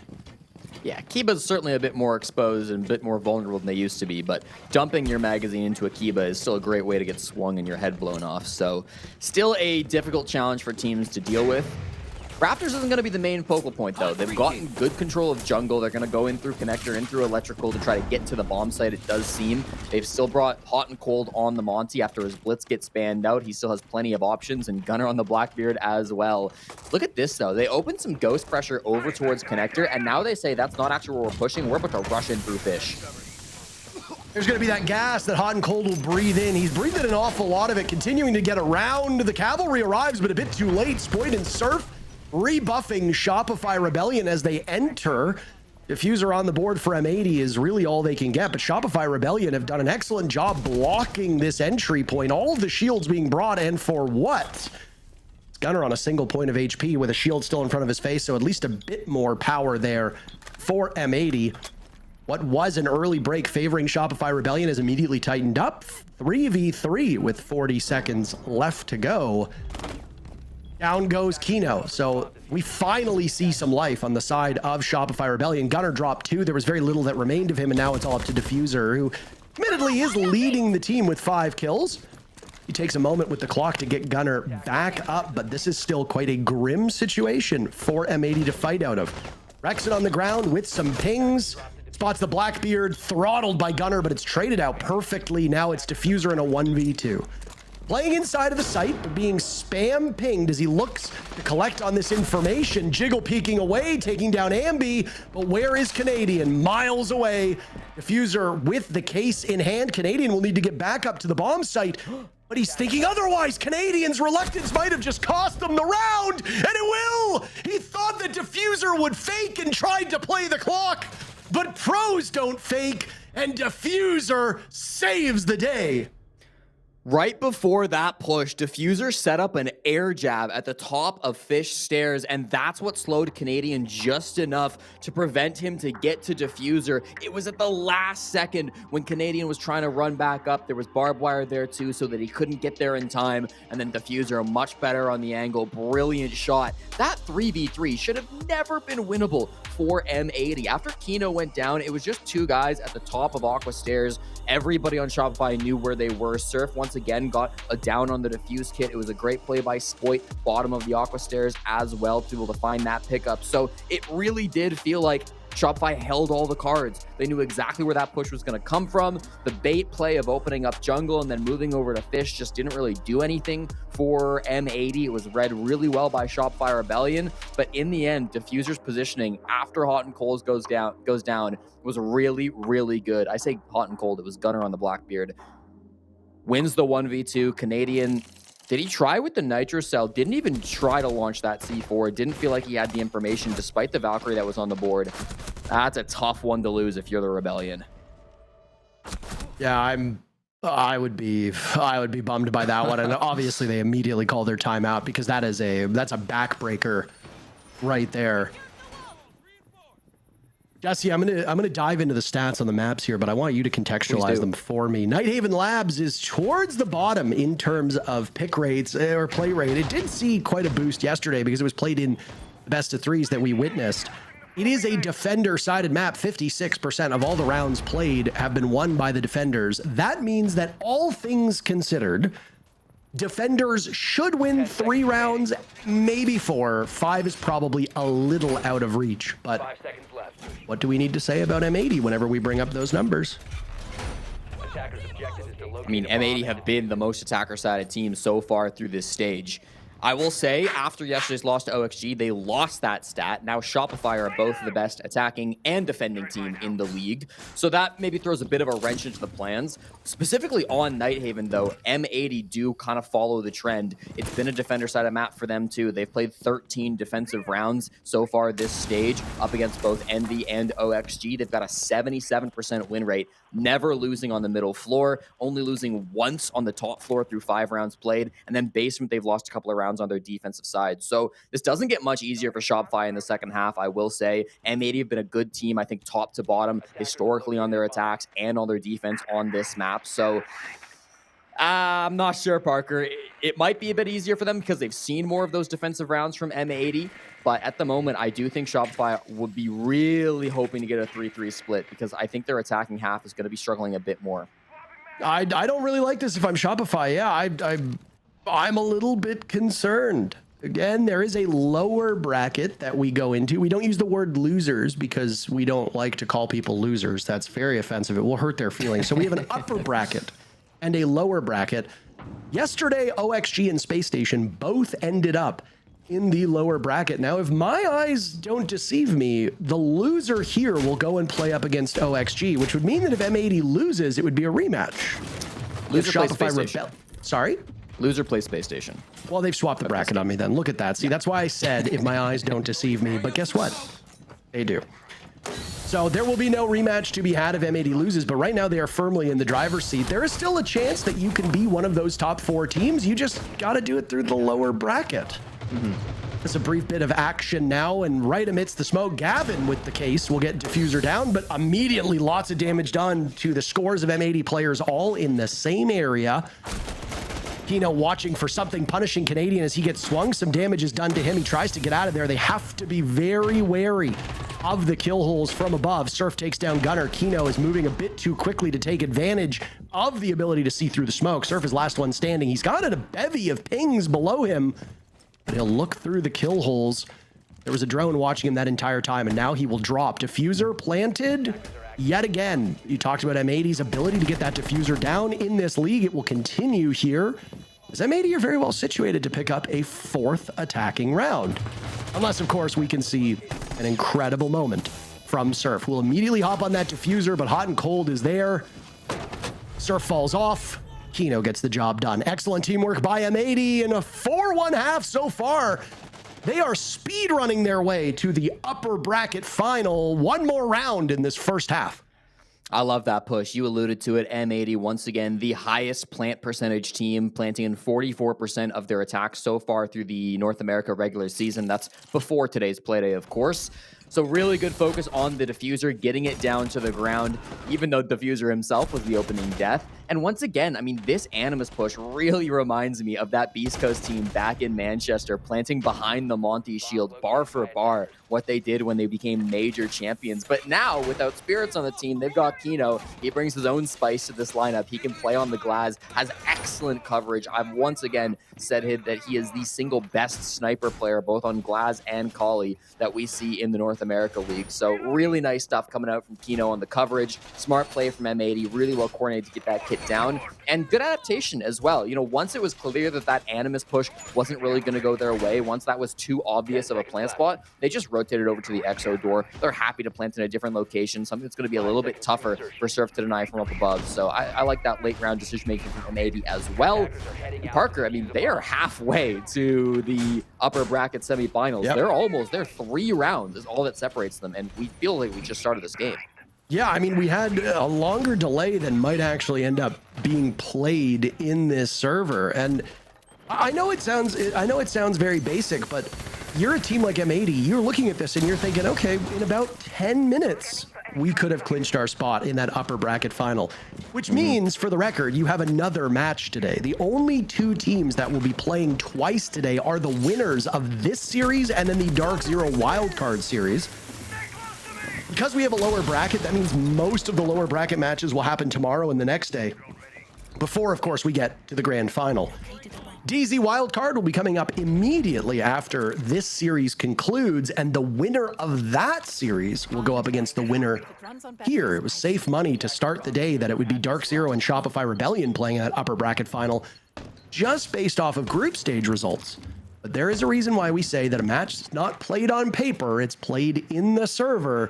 And as you can find, despite the community vote overwhelmingly favoring Shopify Rebellion, both of the analysts overwhelmingly favoring Shopify Rebellion, it's been M80's match to lose so far today.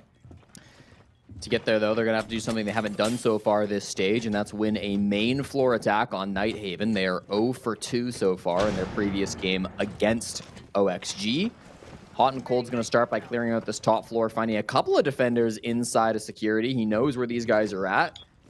Doesn't have anybody really with him, though. Kino's in IT, but he's more focused on ripping out the floorboards. You can tell M80 don't care to clear out the top floor because they're going to just plant inside of storage. As long as they can lock down IT, clearing out these defenders isn't the most important thing in the world. If Gavin can work a pick, then he'll absolutely take that. But the goal is really going to be lock down IT, make sure Kino can play the vert, and then Gunner's going to jump in and try to plant inside of storage with those smokes when the time arises.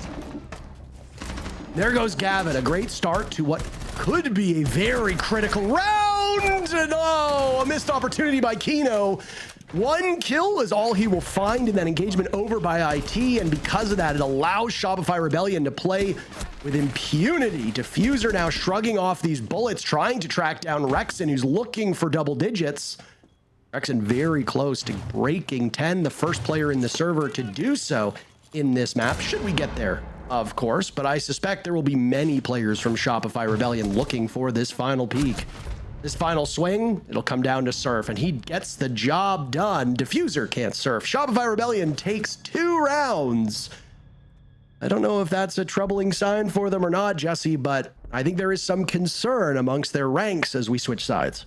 Especially if you got to think back to round 3, right? What if they had gone storage and control on that round rather than just on round 6? Maybe they get 2 wins on that main floor bomb site. Tough to say. It's ifs and buts. We can't dwell on the past, but Shopify Rebellion, it's a good storage and control defense regardless. The second Hot and Cold left that top floor in the Monty, there was about 4 players swinging Kino all by himself. That was after Gavin died as well. So top floor was completely gone, and then unfortunately Gunner, no hope, jumping in all by himself storage. I believe he died to the site player anyways. So on all fronts, that really crumbled for M80, but I think they're happy with a 4-2 split.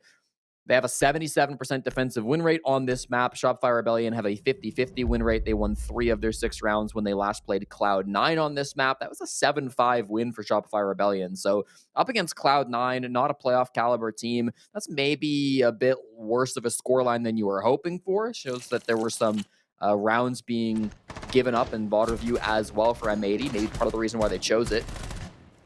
Some great gunplay from these top floor players of Ambi and Spoit, the entry duo of Shopify 2, certainly helped to secure that round. Quickly on the op bans, very common for Shopify Rebellion and M80. Everybody is focusing the walls. Double hard breach, double electricity bans.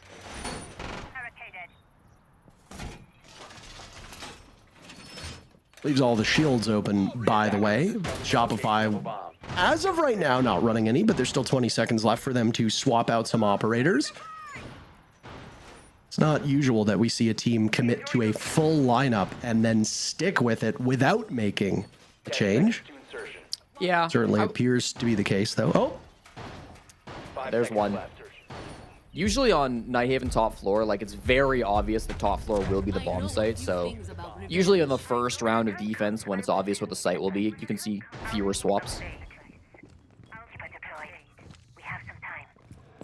I love the Cav here. I absolutely adore this play. And of course, it's Gunner, who's going to rat his way to a position out of prying eyes of Shopify Rebellion. All he needs to do is evade those drones, keep himself hidden, and oh, what a surprise it can be.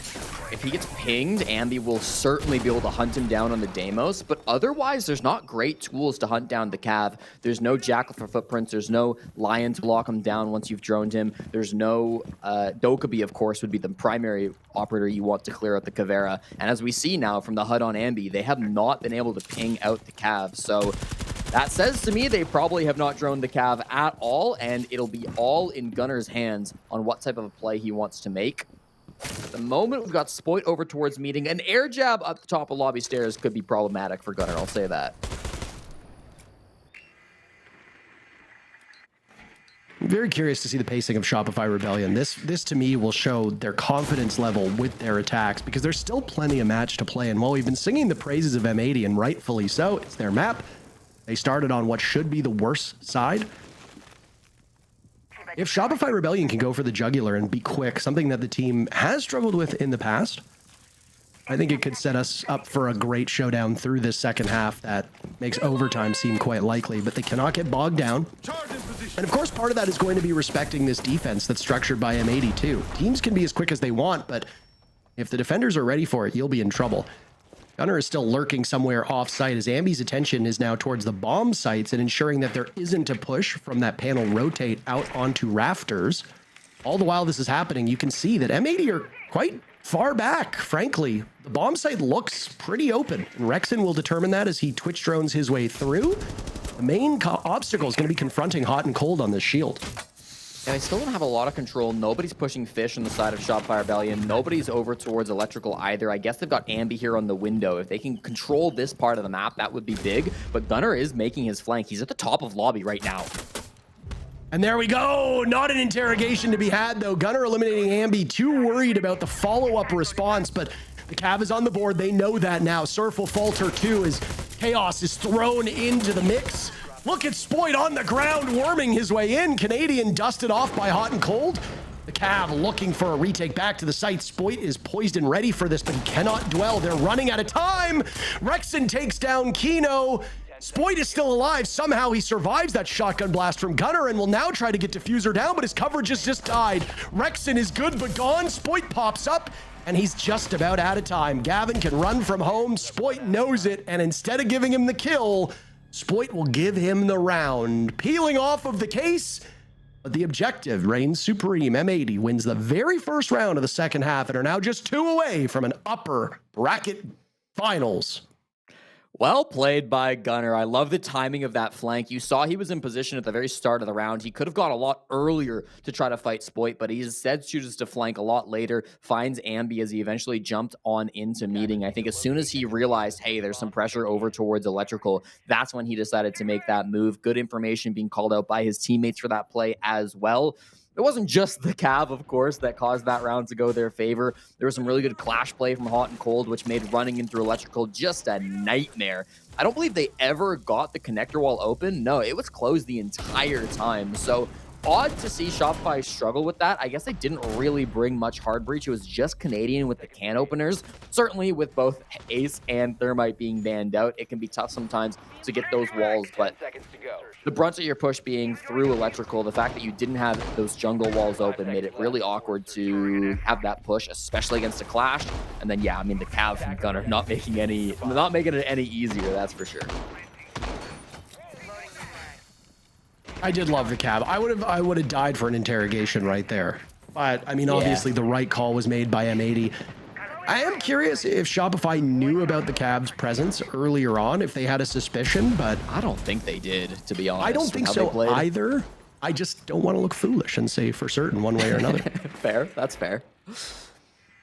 But I mean, when you have a Cav on the board, there's a lot of psychological play too that needs to be considered. I mean, you know that a Cav can creep up on you and be silent without you knowing. And when the cut and thrust happens, we're talking 40 seconds left, 30 seconds left, whatever that window may be for the execute, you can't have everybody focus directly on what's going on the bomb site, because that's exactly the point in time that a Cav finds such huge value, obviously outside of a surprise Cav showing up in the first 30 to 45 seconds of a round when somebody enters solo, which has happened before, frankly. I mean, Ambi is usually the culprit for that, rightly or wrongly. He does tend to entry solo often, and he could have very easily been punished by that. But Shopify Rebellion are playing a lot closer together. They're playing more like a unit.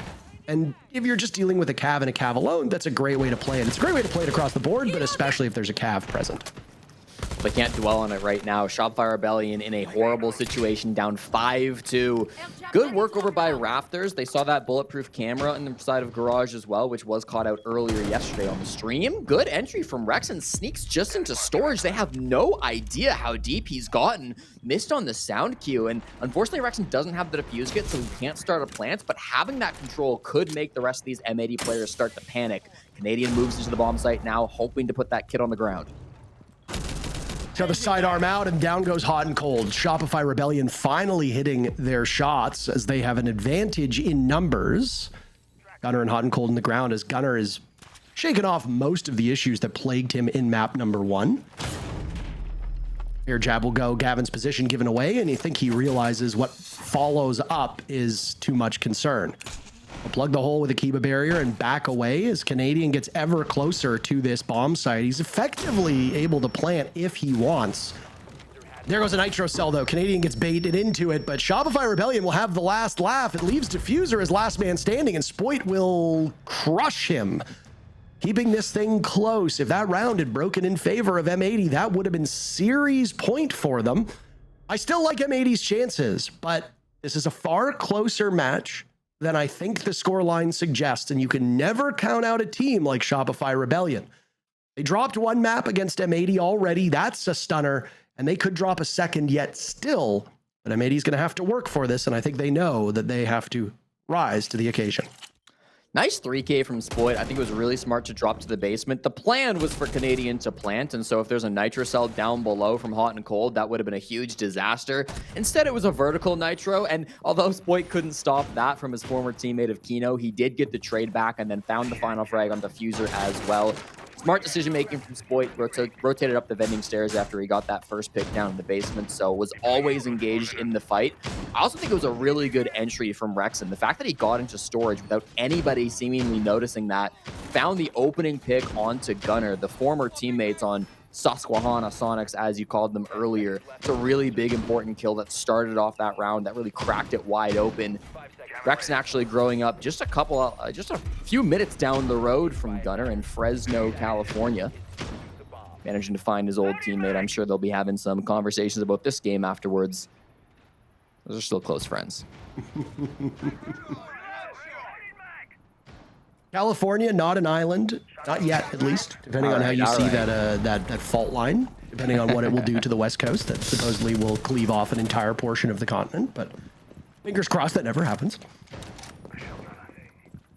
We did have some words yesterday after the broadcast about whether Denmark was composed of islands, and I told you that this is where wiggle words squeeze in.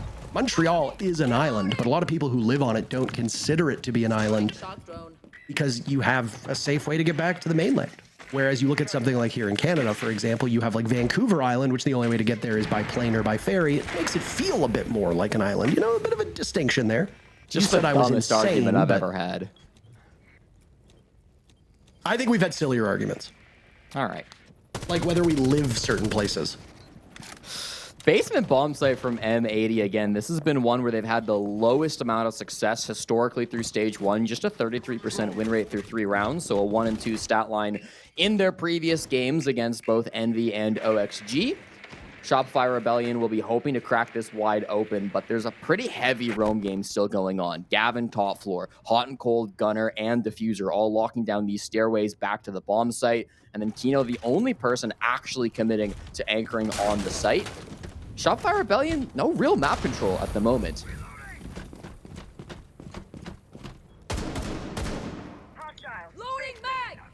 Just sitting and waiting and droning at this current point in time. Surf will watch on cams as Rexon gets droned on in. I mean, this is the big issue with attacking this bottom floor bomb site. You open up the walls, and then you have to assess. Is it a forward defense? Or do they have their forces spread out a little bit more? In this case, M80 has been playing far enough back on most of these bomb sites. They're actually giving Shopify Rebellion carte blanche to just walk on in. Whether that's a deliberate design because they think it weakens this Rebellion take or not, I'm not sure. It's something we'd have to talk to M80 about, but you know, Fabian and that old Penta/G2 core love to play retake. So if he's the coach, it's entirely possible this is a dedicated strategy. Final 30 seconds now. Everybody's still alive in the server. This is the rarity with the way these two teams have played each other. First casualty will come with 25 seconds left. They trade out back and forth. Hot and Cold the first kill. Canadian in on 1. Spoit will get on the board 2. M80 still holding their breath as now Surf has been dropped. Spoit and Canadian are a single point of HP. Gavin and Kino will have to tie this together as Kino's last one with 10 seconds left on the clock. He sure has his work cut out for him. He needs to find an opportunity here for the Nitro cell. They are running out of time. He tosses it, but there's just too many Shopify Rebellion players watching that angle. And it's a 1-round game now. A comeback from the attackers as they close this gap, and M80 feels their grip on the game slowly weakening. There's a great point made by Laxing in the pregame desk, how he wanted to see Canadian getting more of those shield players jumping onto the Blackbeard so that he could find more of those frags. And it's absolutely true that Canadian can hit those shots, and certainly when he has a shield in front of him, that's what he's able to do. Big 2K as they push him through EXO. Not sure if they were 100% expecting that flank in from M80 coming down the vending stairs to cause that big pinch, but they reacted to it really well, whether they expected it to come in or not. Nice little offensive play coming out through the EXO room to site. Don't know if that was... I mean, I really think they managed the clock well. They didn't want to engage with the roamers. We see this quite often from attacking teams on Nighthaven, where if there's a really heavy roam presence, sometimes you don't need to contest it, right? You get in through cafeteria, you get in through vending, you get in through EXO, and then that's your plant. You can hold it from outside the main breach as well. So... took them some time, but they had their game plan the whole way through, and it was really well executed from Shopify Rebellion. Very funny to watch the spirits on this team just switch so quickly. Shopify Rebellion was all smiles heading into round one of map one. Very quickly, those smirks were wiped off of their face. Now the same thing is happening to M80, as again, their grip on this matchup is slowly weakening. It's really well played by Spoit. He just had an absolute banner of a round. And I mean, if you don't see his individual contributions there helping the team, then I would ask you to go get your eyes checked. A one-round game now. M80 still hoping to translate this better side, the side that they did not get to pick, but are probably very happy for. Unless, of course, teams do from time to time like to take the harder side first. I think it's Team Liquid that we've chatted about a few times, where they say, let's get the harder side out of the way. It motivates us a little bit, and then we try our damnedest in the second half to catch up. Now, I will say, Team Liquid are maybe a poor example of this, because Team Liquid seem to be their own worst enemies more often than not. They make the job harder than it needs to be. And Liquid has really struggled to be a dominant presence for quite some time now.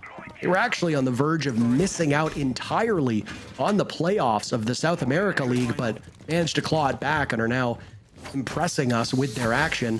That said, I mean, adversity is just a word at the end of the day, and there's theory behind why teams want to do this. Maybe Shopify Rebellion thought, let's get the harder side out of the way, and then we'll coast the rest of it. Maybe it will work against M80. If you think a team's resiliency is quite poor, give them the easier side to start with, and then watch them tilt off the planet as you claw it back in the second half. That could be the thinking behind it. You'd have to talk to one of these teams, depending on who it is, in a winner's interview. Oh my goodness. M80 was prepared and ready for this. Ambi finds one, but knows from that angle with the shotgun, he's not going to be able to do much. Gunner got the kill. Gunner immediately dropped off, and Kino with the exact same shotgun will punish Spoit for it. That's Ambi and Spoit in the ground. Ambi seemed to be a bit surprised by how forward that player was on the side of M80. Nice little play from Kino and Gunner, duoing up at the top of Fish, making sure that they can get that man advantage. That's one of those kind of rush plays that we've seen a lot from M80 today, but Shopify, they don't lose too much, right? Yes, you drop down 2 bodies, but you killed Gunner in response. You still have your Ying from Surf with all 4 Candelas, and you've got Canadian with the Blackbeard shield. So there's still actually quite a bit of utility on the side of Shopify Rebellion. Loads of time to work with as well. So while I don't think Plan A went very well for them, they've got a solid Plan B. Question will be, where does Canadian want to go? Rexon hunting for picks at the stop of Fish, and he's likely to find one. He's got Canadian behind him if he wants Canadian to come and make the space, but Canadian's going to go Rafters instead and try to work from behind. I mean, it's a dangerous fight for Rexon to take. There's a finish off by Kino. Rexon had been whittled down from those earlier engagements, and while the DMR that Twitch brings is quite the weapon, there's just too many angles that he has to deal with. Surf playing on Ying with the shotgun means if he wants something a bit longer range, he'll have to go with the sidearm. Canadian's having a good game in terms of the kills department, sitting right now actually ahead of Ambi, but that's not always a good sign for Shopify Rebellion. I mean, Fabian was the first one to say, whenever he was near the top frag of Penta, it meant the rest of the team was playing poorly, not that he was playing well. Don't know if the same applies here. Diffuser is flashed out, waiting for the jump in. He'll pull the trigger on the window, but nobody is giving him the bait now. Another Candela will go in. A brief flash. Surf is off to the races. Kino taken down by Canadian, as now that Barbed wire doing some damage, giving Surf's position away. He has to be very concerned with anything long range, so out comes that pistol. He and Canadian waltzing into the bomb site now, but Canadian gets dropped by Diffuser, and Gavin will get the final kill to secure match point for M80, 1 round away from the upper bracket finals.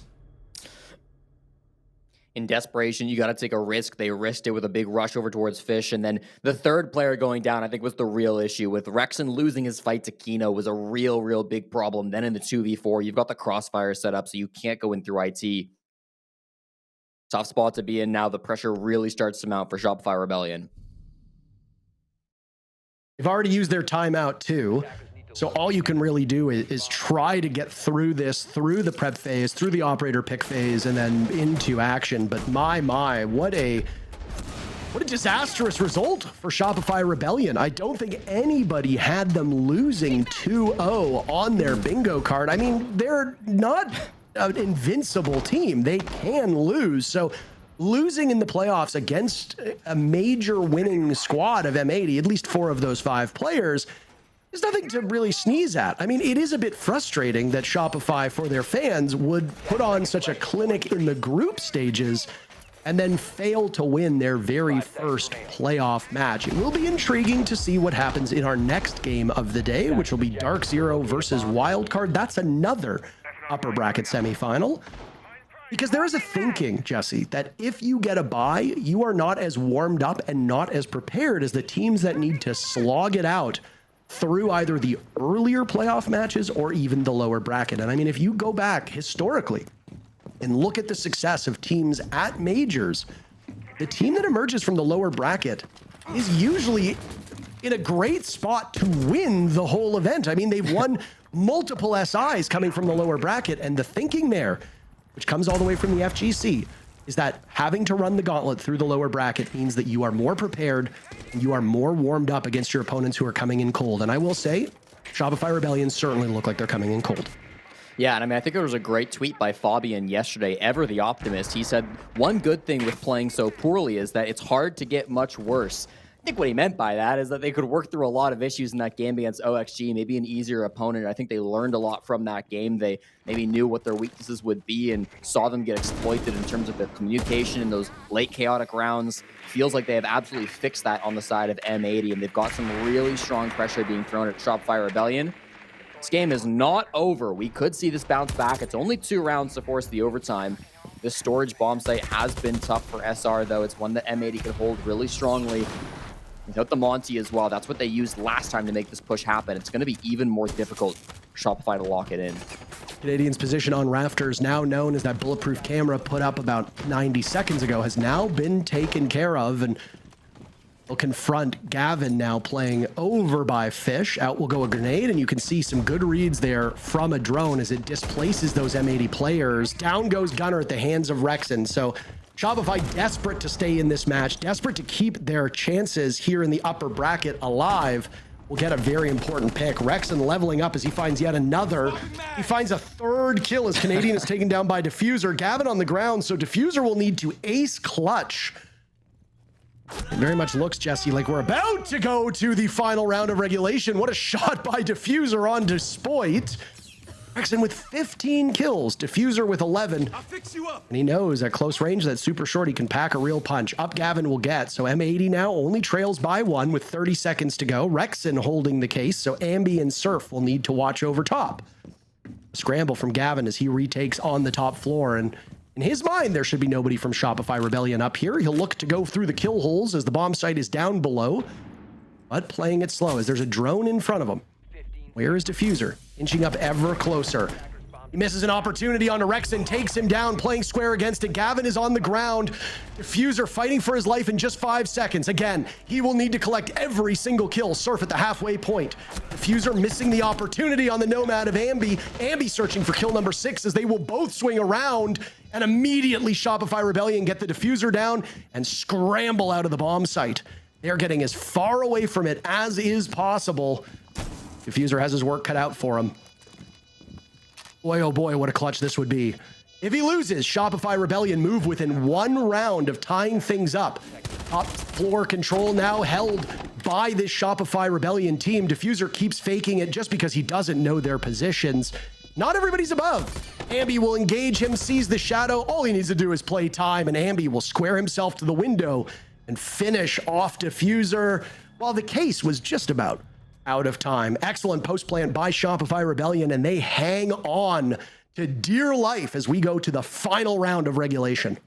Would have been one of the most beautiful clutches in Diffuser's career, maybe but too difficult, unfortunately. The 1v5 against Shopify Rebellion. It all comes off the back of Rexon, the longest standing member on this team. He's been the third best player through the North America League this stage, posting up a 149 KDR. He has been so exceptionally good for the squad. Only trailing behind Citizen for DZ on KDR, and of course Ambi as well, who is currently the MVP in the league. It's been a really strong showing so far from Shopify Rebellion all season long. I think when they get that Diffuse kit down, that really shows their experience, shows how good they can be on a map like Nighthaven Labs. They go right back to playing the vertical after kit goes down. They're fully aware of where Diffuser's at, so they can kind of bait his positioning. There was information on that storage player. You got to wonder if Diffuser wins that second 1v1 inside of storage. He turns it to a 1v1 for the round. What happens at the end? But at the end, I think we're already asking too much of Diffuser. It was a great attempt by him nonetheless. Yeah, I mean, we can look at Diffuser and say, well, he didn't clutch that one. But I mean, he had every other kill. He was doing just about everything humanly possible, even getting Gavin back up from the dead. Like, what more can one single player do? A bit unhelpful for us to point fingers at the one guy who kept that round close. It was the rest of M80 that deserved the scrutiny, and people will obviously scrutinize.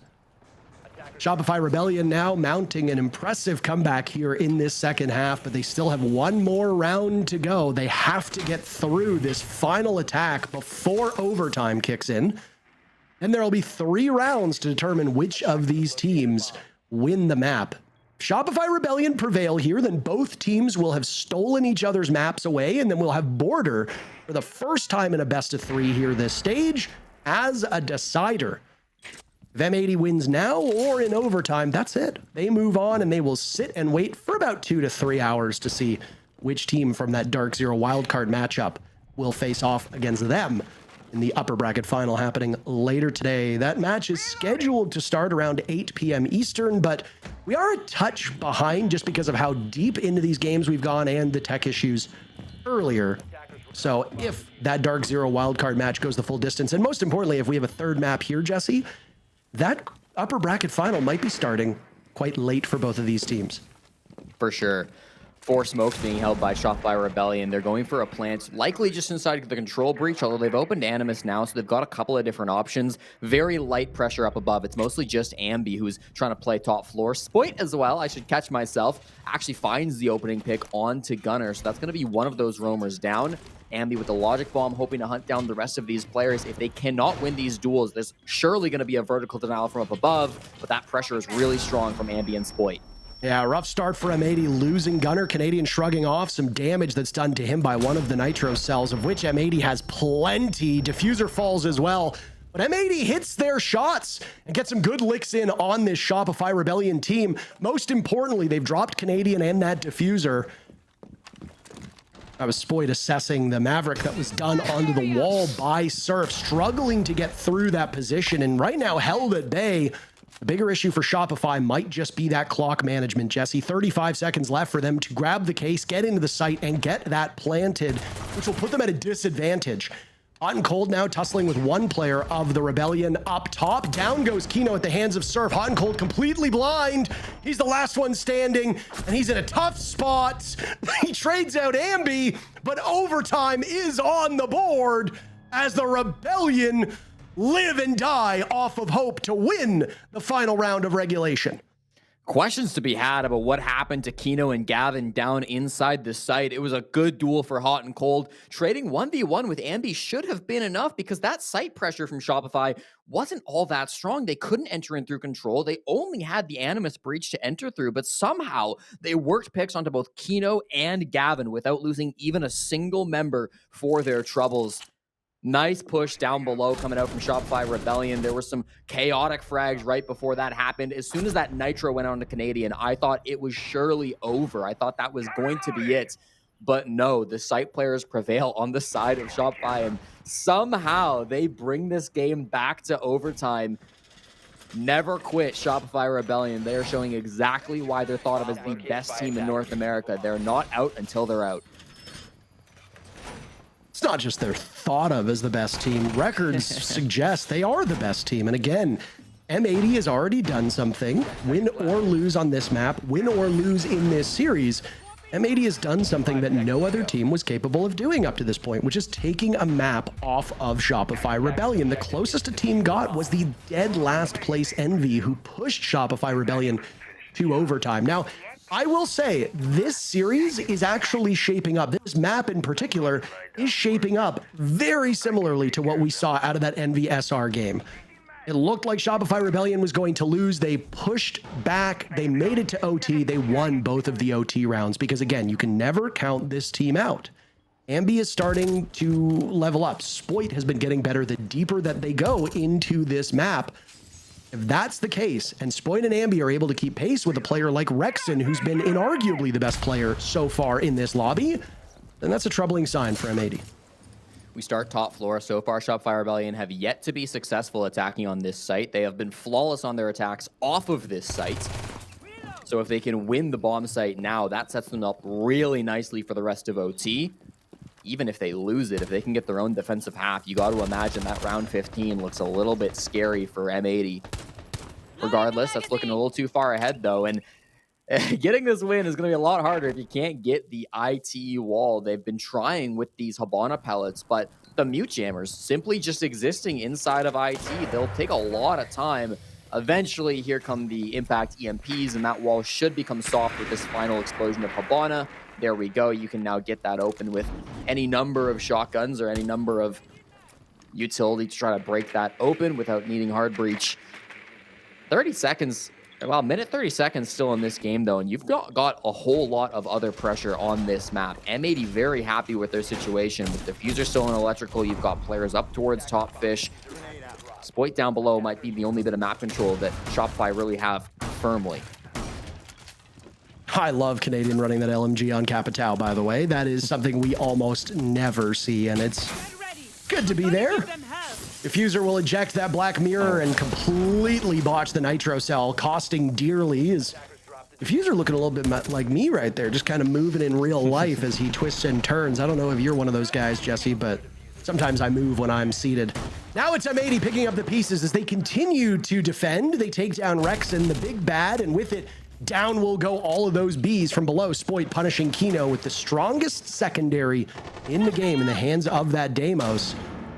Shopify have opened up a window into the bomb site right now, but now need to go through either a vault or electrical, both of which can be quite dangerous to deal with. Spoit continues his reign of terror. Now it's Gunner to meet his end at the hands of the Swede.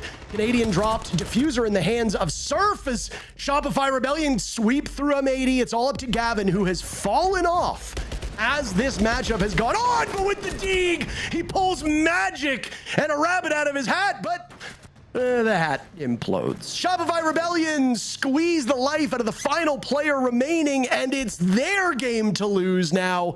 One round away from propelling us to map 3. The win probability just flipped on its head. It's not only that Shopify Rebellion won the first round of overtime, that is a top floor attack, one of the strongest sites in the game. Even after spending all that time on the IT breach, they've got really good presence in electrical. I loved what Surf was doing in that round. He really played around the echo cams exceptionally. One of the most important things he did, probably won't be caught on a replay because it wasn't a kill, but he shot the yokai cam that moved over to Pillar. They didn't actually plant behind Pillar, but they always had that threat of, hey, we're about to go for a Pillar plant, we're about to go for a Pillar plant, we're about to go for a Pillar plant. And then once that yokai got destroyed, you saw utter panic from M80. Hot and cold swinging out towards Pillar because his utility was gone. He felt he had to get a kill, but Shopify Rebellion just waited for those swings. They got the picks, punished all of those as they came out. It was a nice attempt at the end there from Gavin, but I mean, it's just too difficult when the numbers are so heavily the favor of Shopify.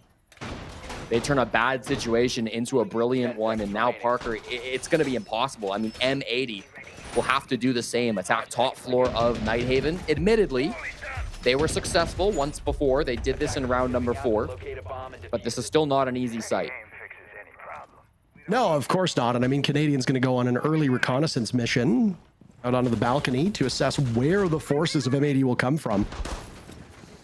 You got to feel for M80 here. They had a ton of confidence. They had the wind at their back, but that wind just stopped blowing and they were not able to move with those shifting winds.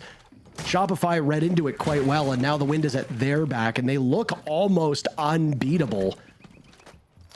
Border seeming more and more likely. It'll be a long day. This is the only one that you and I will cast. Lynx and XR Troika will be taking you all the rest of the way through that Dark Zero wildcard game and then the upper bracket final that will occur afterwards. Thing is that if both of these teams beat the ever-living stuffing out of each other, go to Border, Border goes to overtime, and then DZ or wildcard is just a cakewalk for one of those teams, let's say a 7-2 or a 7-3, you're going to go from a grueling best of 3 to really only having a couple hours to reorient yourself. Shopify Rebellion, sure, eager for that Border. Spoit in particular, but he's only good enough for 1 kill, taking down Hot and Cold, traded out by Diffuser. And then the teams will continue to go back and forth as Kino and Rexon both get on the board. Canadian stalling for time over by Electrical on that clash, but he's being hounded by Kino's gadget. Kino sitting on a dozen kills, by the way, very quietly putting together a great performance here on this map. A name that I feel like we haven't said very much of. They'll need more out of him and the rest of the team, as M80 stare down the barrel of defeat on an uneven footing with about half of the round to go. Ambi kind of pinned down in rafters. He's in a tough spot being watched by the players of M80. Doesn't need to move, of course. It's on the onus of M80 to get into the bomb site, but if he moves too far, if he gets pressured from down below, he could be in a world of hurt. And amidst the bomb site now, Kino will send out the bees just to give him a bit of coverage. Out comes the clash. Gavin desperate for anything. They take down the Jaeger, now look towards Ambi. Diffuser is not able to be planted. As there goes a death mark, still 2 in back pocket of the player Diffuser. Ambi desperately searching for one of those bodies playing over by the pillar in the midst of the site. He and Canadian will have to work wonders together, and they don't really have the benefit of time at this point. Canadian shield will go down in a scary sight for fans of Shopify Rebellion as he has to put a sidearm in his pocket. That clash no longer does any damage, but look at this, lining them up. They'll bum rush him. Gavin credited with the kill. Kino will pay for it. Diffuser gets picked up, and Diffuser, the player, will get the final kill, and we'll go all the way. A 15th and final round where the attackers have the edge in OT. That does not bode well for this M80 team. Hot off a victory, they will go to defense, and it will be a final round to determine if M80 move on 2-0 or we get a tiebreaker on Border. And that round is a perfect representation of the M80 we saw yesterday versus the M80 we saw today. In the post-game interview, Hot and Cold mentioned that the biggest problem M80 have been facing is their communication, their comms in these hectic late rounds. When things get crazy chaotic, their communication was suffering yesterday against Oxygen. This was about as hectic and as crazy as a late round gets. A full minute, more than that, of dealing with a clash, trying to get into pillar. Diffuser was down below, fishing for kills for the majority of that push. They were quite fast to get control of connector, quite fast to open the IT wall. But from then until getting in and planting under the pillar, it was pure chaos. But the communication looked to be there. Gavin was having some excellent cover. He was able to tell his teammate when to get on and off that diffuser. They handled the clash really well. It took some time, but they didn't overextend. They didn't aggress. They didn't open themselves up to being swung on by Ambi.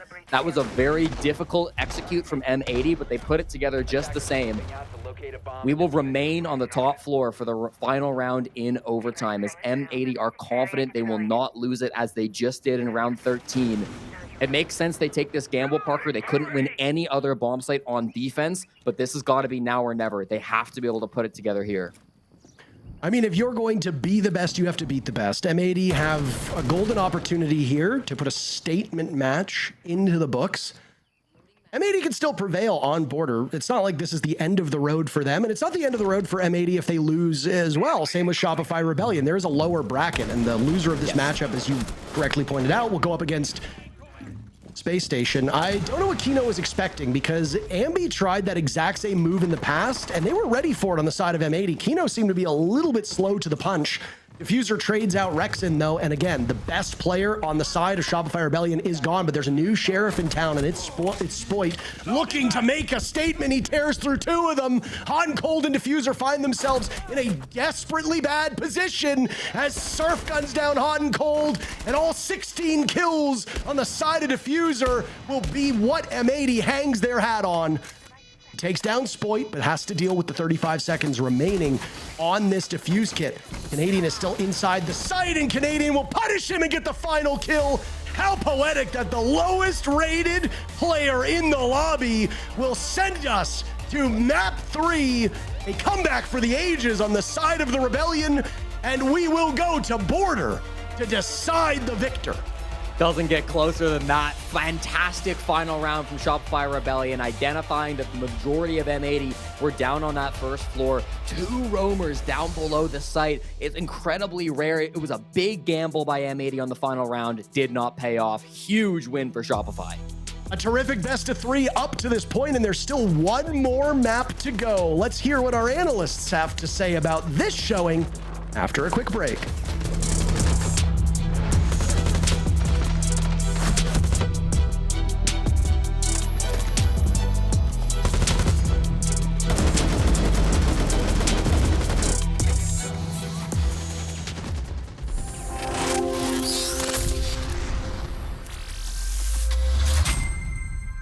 Nope. You guys can swing when he's right on me. Let Troy die first. Bro, yeah, I'm not doing anything. Troy, get melee. Melee, dead. Good job. Let's go! Let's go! Good job, guys. Run that back! Let's go! Shopify, we know!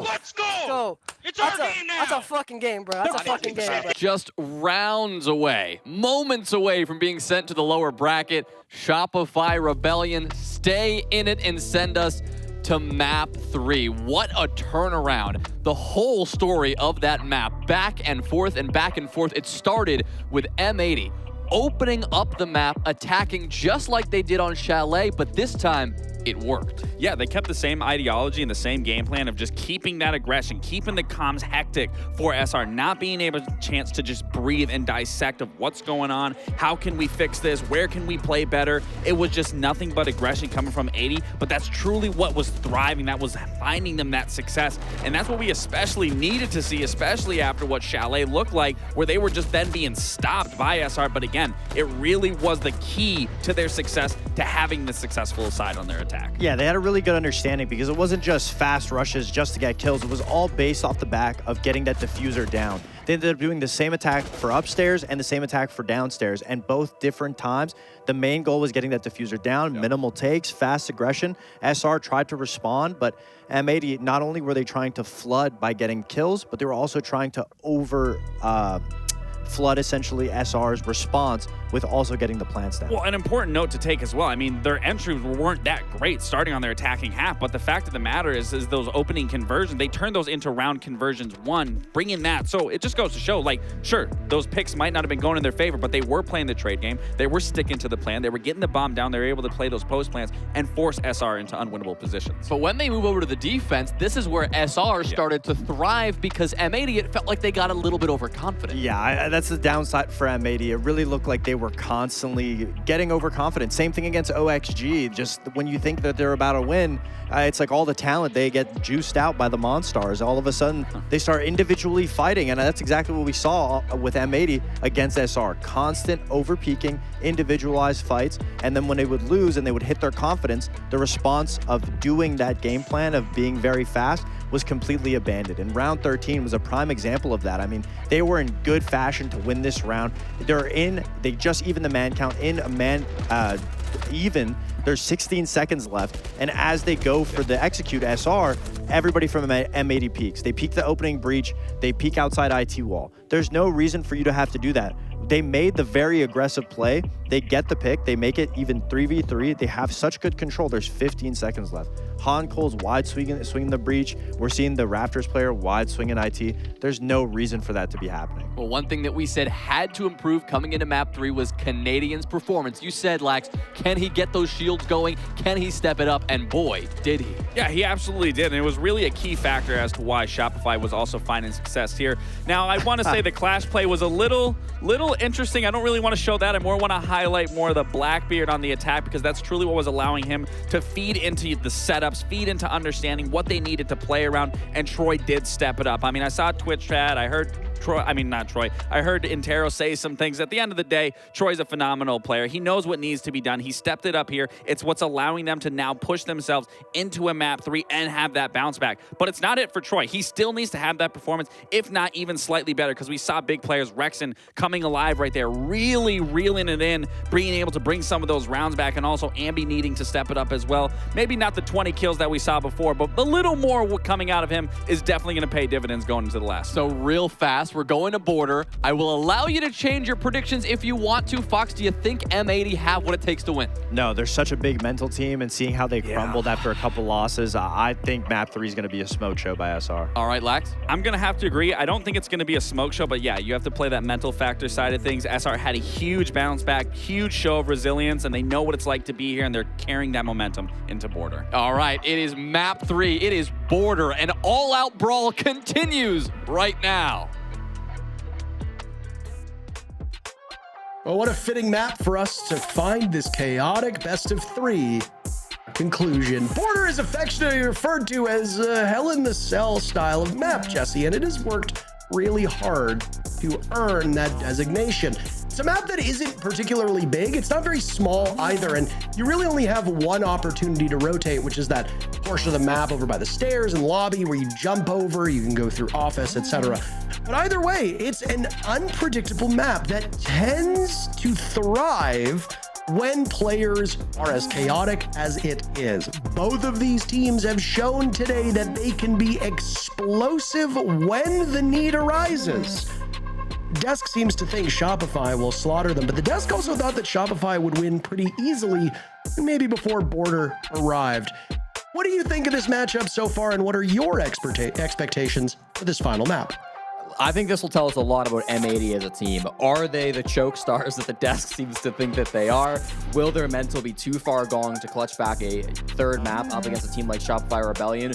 Or will they have that resilience? Will they bring this to a close game, maybe even win it? Only time can tell. We've got operator bans in front of us now, and a little bit surprised not to see a zombie being banned out. That is, again, a very popular ban on border. She can be so good for holding down the east stairs, for playing over towards offices, so a lot of good places to run in a zombie. Instead, it'll be Castle being taken out alongside the smoke being removed from the attackers to limit Shopify Rebellion on this map. Shopify Rebellion have yet to play this map all season long, so there is unlikely to be any specific strategies that M80 are able to ban out against. They played it, I think, at SI last season, but it's been a long time, so you can't really know what Shopify Rebellion are going to bring to a map like Border. On the other side of things, Shopify Rebellion, they ban out the Ying, they ban out the Blitz. Those are the most commonly banned operators on Border, but there's a wide selection of operators that get banned on this map, specifically on the attack. So there were a lot of good options, I think, for Shopify to remove. They have seen M80 play this before. M80 lost 7-2 to Dark Zero this season. They started on defense, so there's a lot of defense rounds being showed by M80, fewer on the attack. We'll have to see if that comes into play at all throughout this matchup. It's just taking a moment to hear the background talk from the operators now. We talked about this, I think it was a couple play days into the season, about how the operators now talk to each other. There's banter present that kind of deepens the lore, and I took that opportunity to actually praise the cosplayers and the people who help bring the community to life and bring this universe to life outside of just the gameplay. But some of it seems to go on an awful long time with how much some of these operators talk. They're really yapping. So I was trying to hear it as best as I could, but either way, I am thrilled for Border to be the conclusion here. There have been fireworks aplenty across these two maps, but Chalet and Labs play it a little bit differently. I expect a hellish Border, and Spoit has started things off in the right direction for Shopify Rebellion. Down goes Gunner. Will we see a map 1 Gunner, or will we see a map 2 Gunner? Because if map 1 Gunner shows up, M80 are in trouble. Despite M80 winning, Gunner did not perform all that well. Map 2, Gunner did quite well, and they still lost. So maybe M80 wants map 1 Gunner to give them a bit more hope and potential. Kino with a kill before he's answered back by Canadian. Canadian had a dreadfully bad first map. He was significantly improved on the second map and now struggling here on the third map to find kill number 2, but he can army crawl his way away as his former teammate of Gavin attempts to find what little remains of the team captain. Really good stall and a pick for Canadian over on East Stairs. Again, I mentioned it in the op ban phase. Azami, the best op in the game at locking down East. So Canadian does a great job at that. At the same time, Spoit was able to strike some fear into the heart of Gunner over towards security. That's a great little extension from Shopify Rebellion. That's pretty much exactly what they wanted to get out of that. Now most players have fallen back to the site. Spoit has not left. He still remains in security, and you might be finding some gunfights quickly as he is being pressured a little bit from these players over towards East that are entering in towards break as we speak. Hot and down below on the Deimos as well. Don't forget about him. It's going to make surviving in the site really tricky for Canadian, who's already on 1 HP. Being hunted down now as that Deimos track does cut both ways. Canadian manages to survive, but a crossfire from Diffuser will tag him through the soft wall, and well, that C8 does hit quite hard. Firing away, the next obstacle to tackle will be the player down on the ground by Fountain. That was Ambi, who was prone for a moment, but I suppose he figured it was too vulnerable, so up he pops, and Spoy will be the one to get the kill long range. M80 being baited in, and Ambi has been the prize target, but everybody else from the Rebellion are finding this last set of players. Good news for Ambi. His position wasn't in vain. He's credited with the very final kill, but it was a team effort across the board. Almost every single player on Shopify Rebellion getting onto the board as they take round 1. Yeah, and perfect play in that 3v3. They knew that every attacker was going to be left inside of offices, so they just said, let's post up. Let's not play too aggressive. They had a 3-way crossfire. Anybody that was trying to walk office into Fountain would have to fight Ambi and Fountain. They'd have to fight Surf in the bomb site, and they'd have to fight Spoit, who had an angle from security. Excellent little 3-way crossfire. Not enough dimensions to that 3v3 push coming out from M80. And again, I want to give a lot of credit back to Canadian, who's playing on that Azami. Not an op that you see very commonly coming out from Troy. In fact, that was the first round that he's played it all stage long. So nice to see Canadian flexing a little bit. He'll run it back for this Benson Workshop defense. And it can come down to some of those really cool plays that you can make. If you're going up against a Deimos, put that Kiba barrier on the floor underneath you. All of a sudden, Deimos can't get that kill. Canadian died in the end from the angle from office, but even still wasting even more time. Really cool stuff. Layers and layers and layers. It's quite a very popular animated movie. It's like an onion. And that's exactly what M80 had to cut through, and they were not up to the task in that very first round.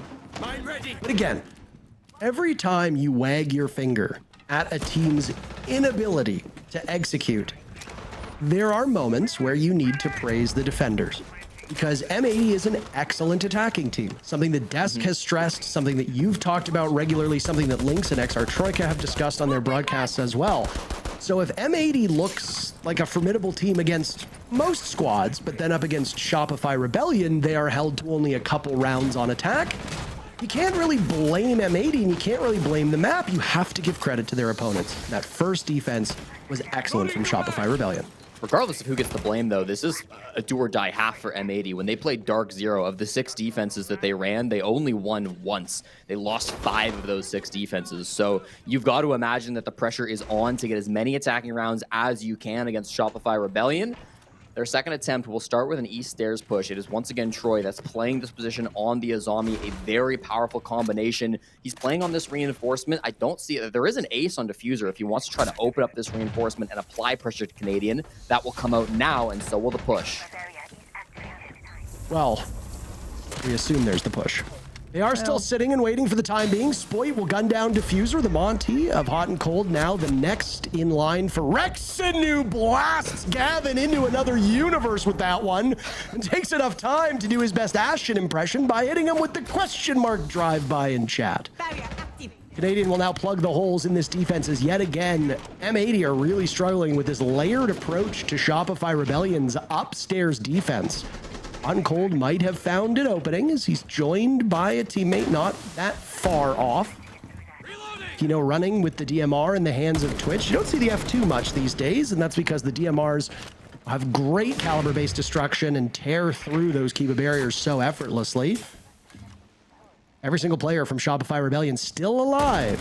as are the Yokai drones in the hands of Surf, as M80 looks for something with 50 seconds left. Kino's alone up here, don't forget. Both his teammates on the main floor, so he's just trying to distract. He's got a lot of bodies looking at him. They delay about half the HP, half the time from hot and cold, but he does get taken out eventually. It's now Gunner in the 1v5 to try to clutch it out, and he's got no hope at all. The flawless round to come out from Shopify Rebellion. Beautifully done on that defense, making sure they knew exactly where those players were at all times. Make sure that they can have that strong first half that they won against M80. It does feel like the desk's fears of maybe that mental game is starting to slip. Feels like maybe M80 are going to be crashing out a little bit on this third map. And because of that, Fabian will call attack timeout. He'll decide to talk with his team, do his best to get their mental back under control. Yeah, I mean, this is a worrisome thing. One thing that was actually discussed amongst the casting talent was how quickly we've witnessed timeouts get taken. And Fluke actually had a good point and said, I wonder if the reason why we are seeing so many timeouts get taken at the conclusion of this second round is because there's a set of operator bans coming out in that third round. Call the timeout before the last set of bans in the first quarter emerge. I do wonder if there's something to that, and I think it's worth asking these teams about, because we have seen a dramatic uptick in timeouts being called after round two, whereas it's round 3 that we see that last operator ban come in. I mean, it also just could be pure coincidence, because teams that bottle those first 2 rounds find themselves in a bit of a tough spot. And M80 obviously has not really had a good look through those 2 rounds. Obviously, the last one was won flawlessly. So being held to just 2 kills through 2 rounds, very unideal. Fabian is not going to be happy with that. Yeah, he'll make sure that he can say something to these teammates to get them back in. I think it really does come down to the mental for a team like M80, who know how important this game is. They want to be able to qualify to land. They want to be able to get that upper bracket spot in the semifinals, secure top 4, be able to fight for top 2 later today. I anticipate that final ban will be on the Azami. Again, I think Canadian's been a big problem with that operator, but it's not just him, of course. I think Shopify have worked really well as a team on that top floor, whether it's been for the bomb site to create that crossfire over towards offices or when the bomb site was down below. Today, the bomb site will go down below security to customs and supply. Another curveball of a bomb site to be thrown out. M80 did have to attack this once in their game against DZ. That was a failure of an attack. So this could be an opportunity for Shopify reading into that a little bit, maybe finding a weakness on the side of M80. And right after attack timeout too, this can throw just more chaos into the mix so that whatever Fabian was mentioning, if he was talking specifically about the bathroom bomb site that they would have expected, well, that now goes just out the window. Obviously different bomb sites here, but a more backwards approach by Shopify Rebellion, not to be as forward as the 2 previous rounds. Odd bomb site choice as well for them to go. You don't see a lot of the environmental factors or the environmental ingredients being much of a factor in these rounds, but Huncold actually just took a lot of damage from that pipe that almost burst and had to reposition because of it. It's one of those rare moments where we do see one of the fire extinguishers provide cover or the pipes doing some fire damage, and this is an interesting thing to see. Doesn't really change the overall calculus of the round, but it does put hot and cold on lower HP, which as a Monty is a bit of a problem. There's no smoke on the board. Obviously, M80 banned it out, but there are some nitro cells there that could do serious damage. Spoit decides to go for a swing over towards security. It's ill-advised. He's punished very quickly, and M80 has something they haven't had all game, which is a numbers advantage. Ambi and Rexon trying to work together with this crossfire, but it's Gunner who strikes first, manages to find Surf to be taken out. So that's going to be another player that falls. Rexon, good damage over on the balcony. He's got a shotgun out hunting for Gunner, but will fall off as a logic bomb comes through. Takes a bit of damage on the hatch drop. Ambi got out of security as well. So as soon as we hit that 60-second mark, it's looked like Shopify decided to fall off, said, we don't want this smoke. That's going to leave M80 in a 1-man advantage and 60 seconds to make this push happen. With full top 4 control and 2 shields, this looks really good. Really taking advantage of that smoke ban that M80 decided to put forward. I know that when they banned it, Kino cried a little bit, but I mean, it's for the greater good, I suppose. It is amazing how much damage Gunnar took on that shield and is still walking away without a single point being done as all those bullets deflected off. All the while this is happening, it looks like M80's done a successful job blocking out these Rebellion defenders from getting back in towards the bomb site. Hot and Cold gets Diffuser down, it continues to run away, and Ambi will punish Gavin for it. He's tucked into the corner, and just a small miss by Ambi as now he'll go toe-to-toe with the Monty. But again, this top floor control is the bigger issue. Kino has not been shaken off of this spot. Gunning very effectively. He can now see that diffuse kit on the ground, and the kill holes will need to be surveyed. The last two remaining players of Shopify Rebellion tucked into the corner. Rexon playing as a meat shield as Canadian is getting diffuser down. Can he pull it off? No! Gunner, right as it hits zero, stops them in their tracks, and the Rebellion's hopes are dashed. All right, that could have been really bad. That was a must-win for M80. Full top floor control. Nobody on Shopify Rebellion decided to push the top floor of that map in the post plant, which is an odd decision. Metal Stairs, you've got to imagine, would be priority number one for one of those defenders, but they thought they could just play it with all three in the site, going for the disabled. They were nearly correct, but the angle from the hatch is so favorable for the attackers. Crisis averted as they do manage to stop that disable. I've been hyping up this zombie ban. It's going to be a Mira taken off the board instead from M80. So they've clearly got different ideas about what has been causing them problems in this matchup. It's good that they were able to put together an attack on custom supply, one of the worst bomb sites in the game. I thought they're clear of Spoit and Ambi up on this top floor, and Rexon as well. Didn't kill all those players top floor, but forced them back. Really early control of that top floor that they could then work the push in. So I thought it was a good push. No real notes on it from M80 side of things, but you can't imagine that Shopify Rebellion are going to ever head back to that bomb site. So you've still got a lot of work ahead of you. It'll be a long series. I don't expect this to tilt heavily in favor of one team or another. It is funny. Matchup number 2 was supposed to start in about 8 minutes. That's what internally we had down for the estimated time, given that it is now 4:52 p.m. We started at 2 p.m. with our very first match. And we were anticipating, okay, if every single match takes about an hour, which usually it takes less than that, but then you've got the desk segments, you've got the breaks, you've got all the other stuff that comes with it, the rigmarole of a broadcast. Unfortunately, these two teams have spent most of the rounds going down to the final minute, and they have gone the distance on map 2. We also had some tech issues. And I say unfortunately just from a timing perspective, because I'm buckled up, I'm dialed in, I'm ready for this to go to OT yet again. I expect it, and frankly, Jesse, I'd like to see it.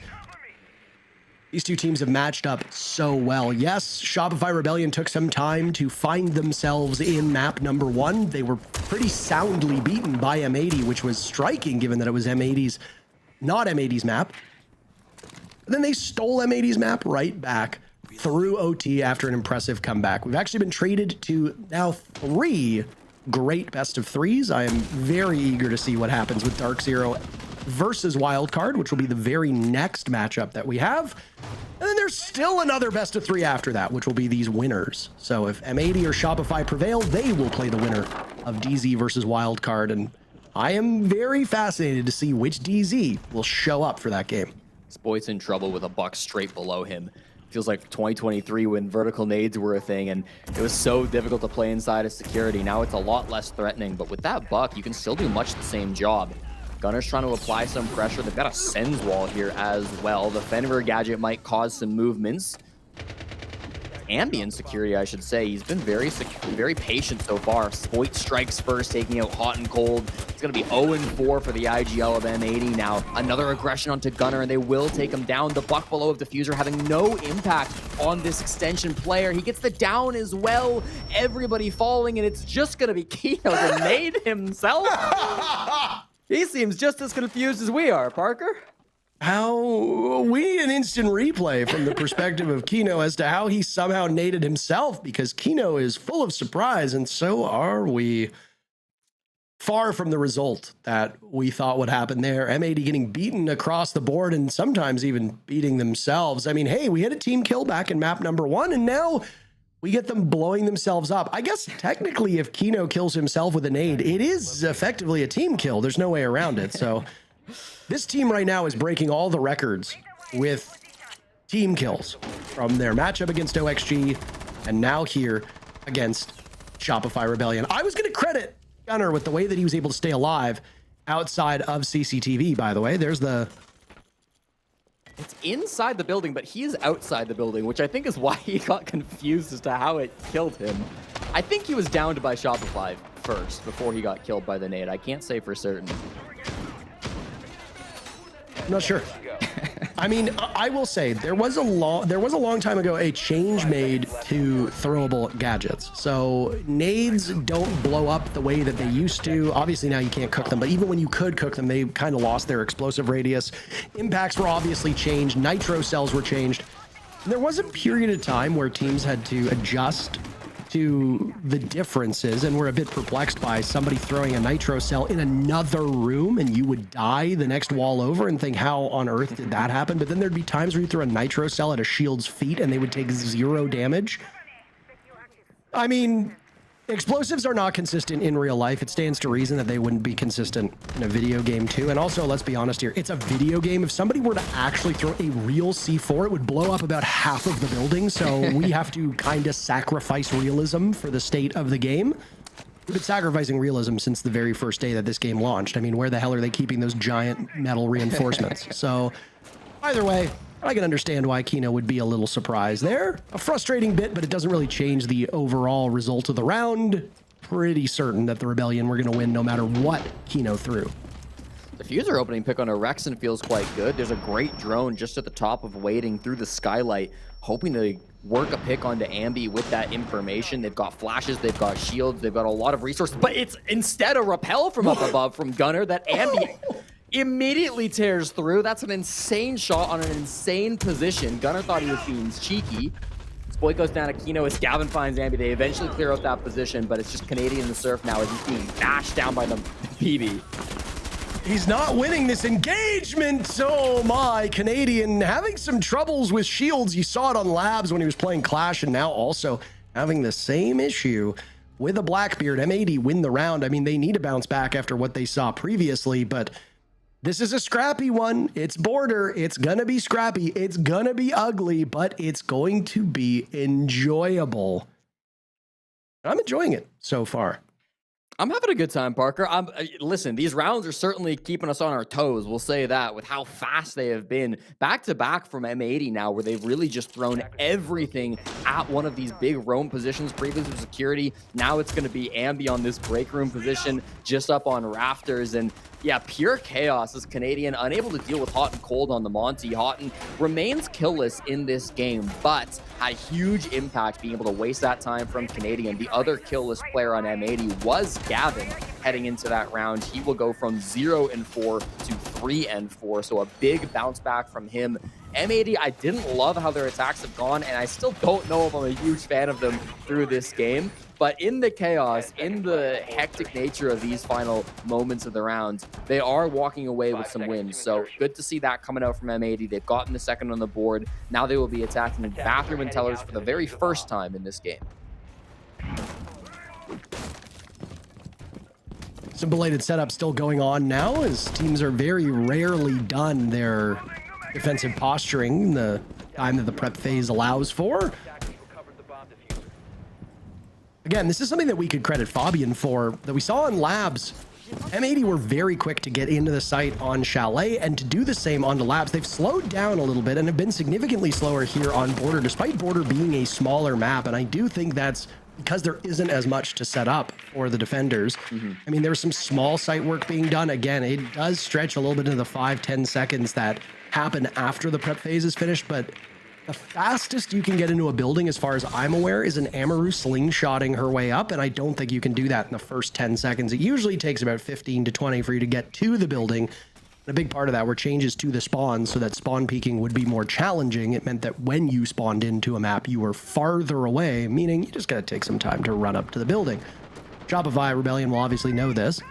Though I say all of that, and M80 are still, for their most part, outside of the building. We're approaching the halfway point of the round. I wonder if they're looking at the lineup for the Rebellion and thinking, how do we tackle this? As I say that, by the way, Hot and Cold, who's still without a kill, encroaching now upon the bomb site, and it causes Canadian to react by shooting out some of those Shumikas. Rexon will have his hands full now down in lobby, tossing out a nitro cell. It does not connect with anything, but he knows that there's somebody lurking nearby. Interesting push. It's horizontal on the bottom floor from M80, not dealing with Ambi on the clash up the top floor. Houghton will start to make a sprint in towards Workshop. This is not the site, but it can make a good entry point to the bomb site. Buck comes through, and Hot and Cold goes in. Diffuser slaughtering Surf after he's put the skeleton key away, not just providing valuable utility to get the rest of his team into the position, but also to do some killing. Kino had Diffuser. I think they expected it to be the Monty. Kino is dropped, so someone will need to pick up the case. Ambi will fall in the afterlife as Canadian burns Kino with the flames from his Shumika. Gunner and Gavin both get on the board. Gunner taking some damage in the ensuing fight at the hands of Spoit, as it's a 2v2. Hot and Cold will be without a kill still. Unsure if he'll try for one as he holds that Diffuser, and on a Monty, very likely he will trust Gavin to do the rest of the work. On Cold attempting to plant the Diffuser while Rexon and Spoit sit a little bit farther back. Gavin will have the cross, removing Rexon from the equation, and Spoit will have to drop and take matters into his own hands. Monty tucked into the corner. No way to get away. Gavin will immediately move upstairs to grab the high ground. Star Wars fans will know just how strong the high ground can be. Into the corner now, Spoit will go, and the Monty will breathe down his neck. Hot and Cold, daring him to engage. This will be a tough go of it for Spoit, because the question will be, what is Gavin doing? All this time being spent trying to shield break the Monty, it works out, and Gavin now will sit in a very strong position. Very limited time for Spoit to do anything. Flash will go out. Gavin the vault on in. Spoit does not flinch, and Gavin will get the final kill to tie things up. What a match we're witnessing here on Border.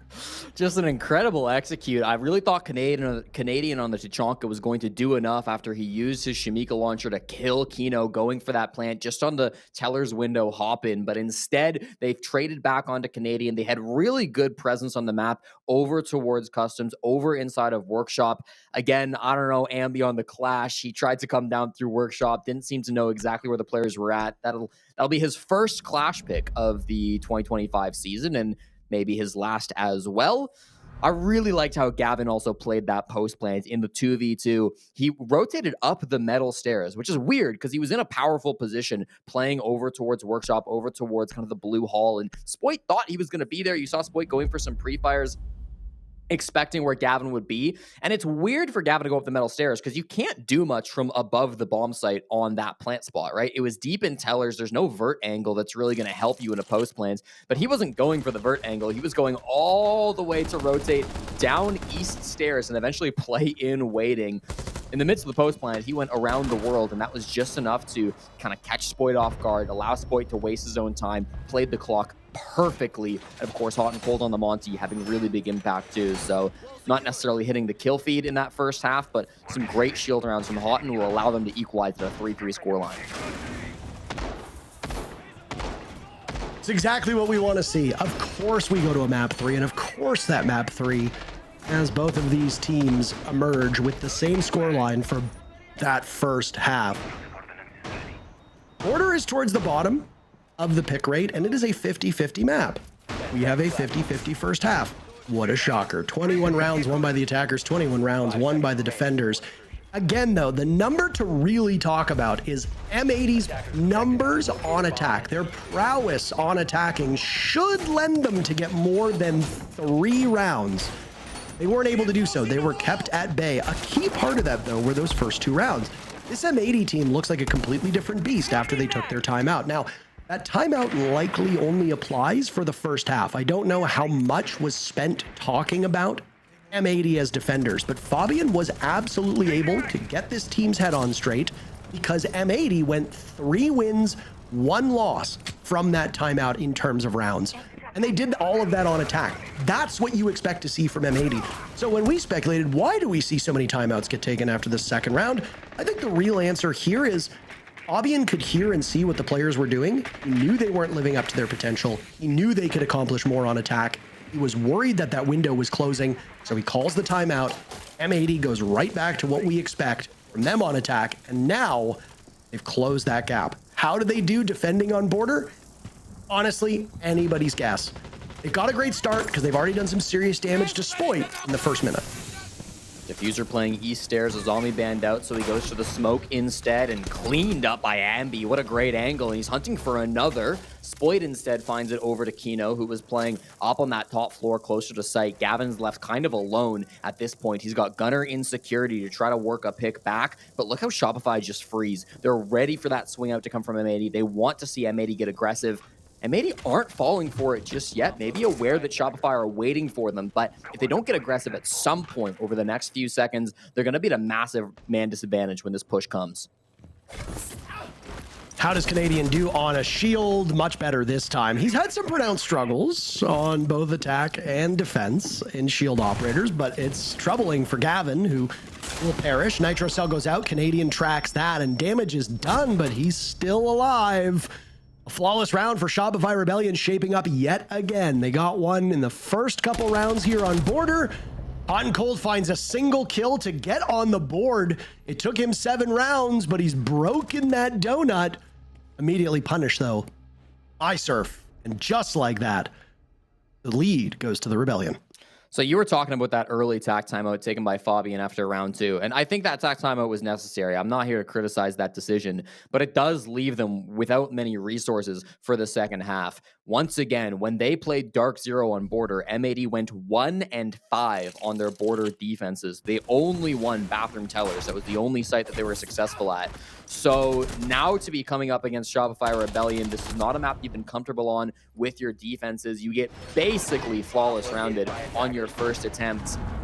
Yeah, it doesn't feel super great. We do see M80 going to the one bomb site that they won earlier in the season, so it's not a surprise to see them return to it, but we've got to see some opening picks going their way. Border is a map that often lends itself to aggression from defenders.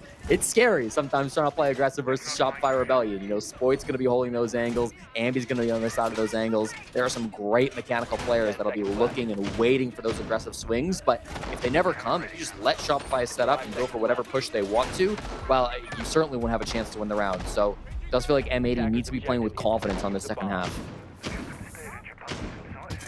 Both of these teams need an injection of confidence here, but I mean, with Shopify pulling off that improbable comeback on Labs, happening in that 15th round, and now taking this first round of the second half, I think they're not lacking any confidence whatsoever. Ambi has also woken up as this series has gone on deeper. He's now at 9 kills, which as far as I can tell, breaks his total from map 1. I mean, he's going to be playing on those support roles. Is not the main entry. It's a bit abnormal to see a Thatcher this day and age, but I mean, with all the gadgetry being brought by M80, it does make sense. He counters literally everybody except for Gunner. But I mean, Gunner does have the bulletproof cameras, so I suppose technically he does. Yeah. Still will be able to find value out of that utility for sure, even if he is using it more of an entry role, can use it selfishly in a lot of these situations to get past a Banshee or get past a Fenrir gadget. So unconventional, but I like it a lot. We'll start to open things up for his teammates too. They are flashing all through security, and Gunner's ready for it. Swings the window, but has to back off as he's getting full blinds. They just aren't watching for it though. Finds the angle to Ambi. It's a freebie. They vault in, get him a second. Easy peasy. Brexton finally for the third will answer back onto his former teammate, but that's good damage being dealt by Gunner all by himself. Clears out 2 of the most important members of Shopify Rebellion. Yeah, inarguably an amazing start for M80. Still, though, lots of time for both of these teams. Not only does M80 clear out those high-value utility ops, Jesse, but they still hold an advantage in numbers. A bit of a bad situation for M80 that they lose Gunner just because he does continue to gain power. The longer that this round goes on, more goo mines to go out means more pain for the attackers, means more intel for the defenders. You're hopeful that the goo mines that remain are well placed before Gunner perished. Top floor control, Shopify Rebellion hopes is theirs, but Diffuser is just lying in wait. He's given his position away and will immediately drop to link up with Kino as both teams will lose 1. Nice play from Spoit from above, great reflexes to tear through Diffuser, and now a 2v2. Of course, these teams as close as they have been so far.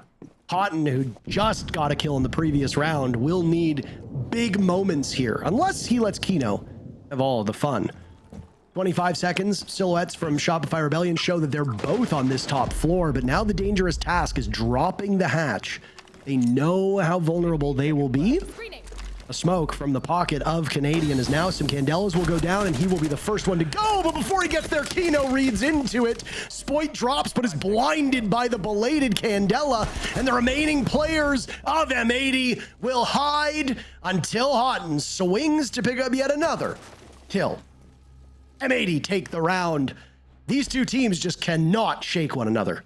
Brilliant support play coming out from the support duo of M80, Kino and Hot and Cold. I said before that round that M80 will need to get aggressive. They'll need to play smart, and they'll need to take the fight to Shopify Rebellion if they want to be winning these defenses. And they did that in two separate ways on this round. The first was Gunner, who of course was playing close on the security window, had two massive kills. If he was still looking at the window, would have gotten a third, likely as Rexon jumped on in. So immediately some aggression pays dividends. And then late in the round two, that kill from Kino, you're not sitting and waiting for the drop. You're not allowing Shopify Rebellion to toss down their Candelas, toss down their smokes, and go for the execute they want to go for. Instead, once that smoke grenade goes out, Kino says, I'll swing it.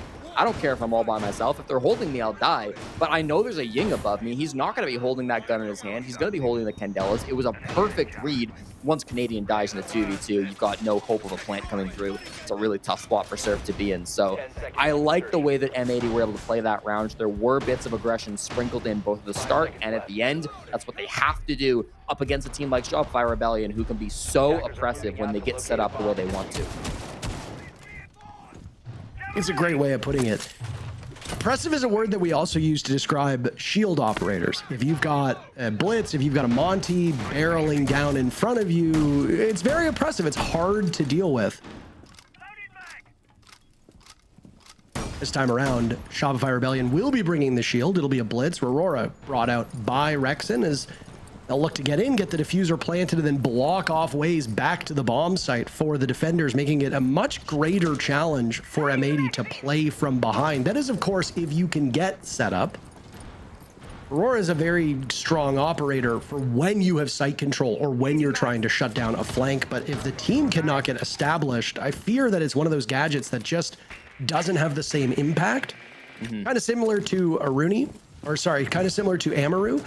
Amaru, if you're swinging in and getting a kill, excellent. You can completely blow open the round. But, I mean, we see it in casual games, Jesse. You see it in ranked games, and you certainly do see it from time to time in pro games where somebody will slingshot their way in and just immediately die, and the entire strategy that you'd pinned on one operator falls apart, and you need a major course correct. Always leading you to think, was the Amaru really necessary? Could we not have done something else better?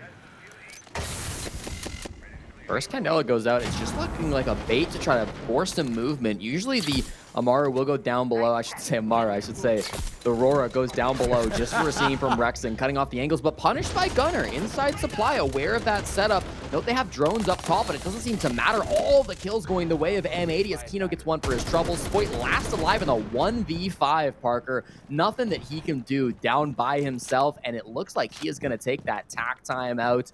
Perfectly read by M80. There was good information from Shopify, but in the end, they got none of those frags. Not even a single point of damage has been done to these M80 players. That, to me, is the most damning part of it. Spoit at 1 minute and 10 seconds left when he bailed out of his position, realizing that all hope was lost. I mean, he can try to go for picks, but M80 is not a team that will allow you to take those separate engagements, and moreover, Border is not the type of map that is so spread out that you can get away with winning 5 separate 1v1s. So Spoit will kill time. They can't talk to their coach of Super, but Canadian can work through this with the rest of the team, assess what's going wrong, and set yourself up for what could be the remaining 2 to 3 rounds. M80 will just sit and wait, and everybody will be bored, wondering what's going on with Spoit. I think at this point in time, they have likely figured out what is happening. They're going to hunt for this final kill because, I mean, why not? But it will be, in most senses of the word, a flawless round for M80, irrespective of what Spoit does and what M80 does. This round was over the moment that Spoit decided to sit outside for the final minute. It won't go down in the books as a flawless win from M80, but it really should be. They take the round and they take the lead because of it. Stat trackers remember that, okay? We can -1 death at the very end of the game from Diffuser for that run out because, yeah, you know, kind of dead time, doesn't matter too much. Something interesting that was talked about, I believe it was after an interview with Rexon, and Foxay kind of touched on it last week on the desk, how Super is not necessarily a coach who's going to be getting into a lot of the nitty gritty, that sometimes they can just allow their players to talk about kind of the more in-depth stuff. When you've got a captain like Canadian, that can be a big part of the puzzle, where Canadian is a little bit more of the guy directing the day-to-day stuff, where Super can kind of be more high level. He's not going to control the players' every movement. He can let them come up with plans on their own, can let them do what they need to do. So I think for Shopify Rebellion in particular, letting Canadian have that extra time to talk is even more valuable than some teams who maybe do get a bit more micromanaged by their coach. Super still thinks he has something to add, as he does call the tactical timeout here, which makes sense, right? Even though you just had the pseudo-tac timeout, you want a real one to really reset the momentum. Get your players out of their own heads, make sure they can secure some of these attacks on border. Once again, border's a very attacker-sided map. A lot of the times we do see teams struggling to survive on the defense because it can be a lot of ground taken for free from the attackers. They don't need to take very much space. They can play a lot outside the building. You'd expect the Shopify Rebellion are ready for that. But again, for a team who hasn't played this map all season, it's really a big unknown how they're going to perform. But of course, and now the real timeout was taken. So you saw Shopify Rebellion with the precursor to that timeout, with Spoit sitting outside for a minute, and now there will be an opportunity for them to talk to the coaching staff too. So you don't usually see that. You don't usually see a fake timeout get taken and then a real timeout following it. So I do wonder if there's something more to be said about what's going on with the Rebellion at the moment. Surf and Rexon are putting in some really rough performances here, and I will say, all day, Shopify Rebellion have been unable to get the best out of those 3 points of this spear. You can make an argument as to whether Spoit is that 4th point or not, but Ambi, Rex, and Surf tend to be the 1-2-3 punch of this SR team. No match that we have seen today has had all 3 of them banging on all cylinders. We've seen it in group stages, so it is possible, but there has to be credit given to M80 for keeping these players mortal. Rexon is not running over a game with 15 plus kills. Surf is not finishing with 12 kills, of which 7 of those have 1 rounds for Shopify Rebellion. And Ambi's not finishing with 21 kills, which is higher than the amount of years he's lived on this planet. Spoit is putting in a good performance, and obviously Ambi is having a terrific game compared to maps 1 and 2, but that's really the only thing that you can say about this team, which is really quite stunning given that they're only a single round behind. But the numbers on M80 aren't particularly great either. In fact, they're worse across the board. And it just goes to show you that these have been either blowout rounds or really scrappy games where both teams are in it till the very bitter end.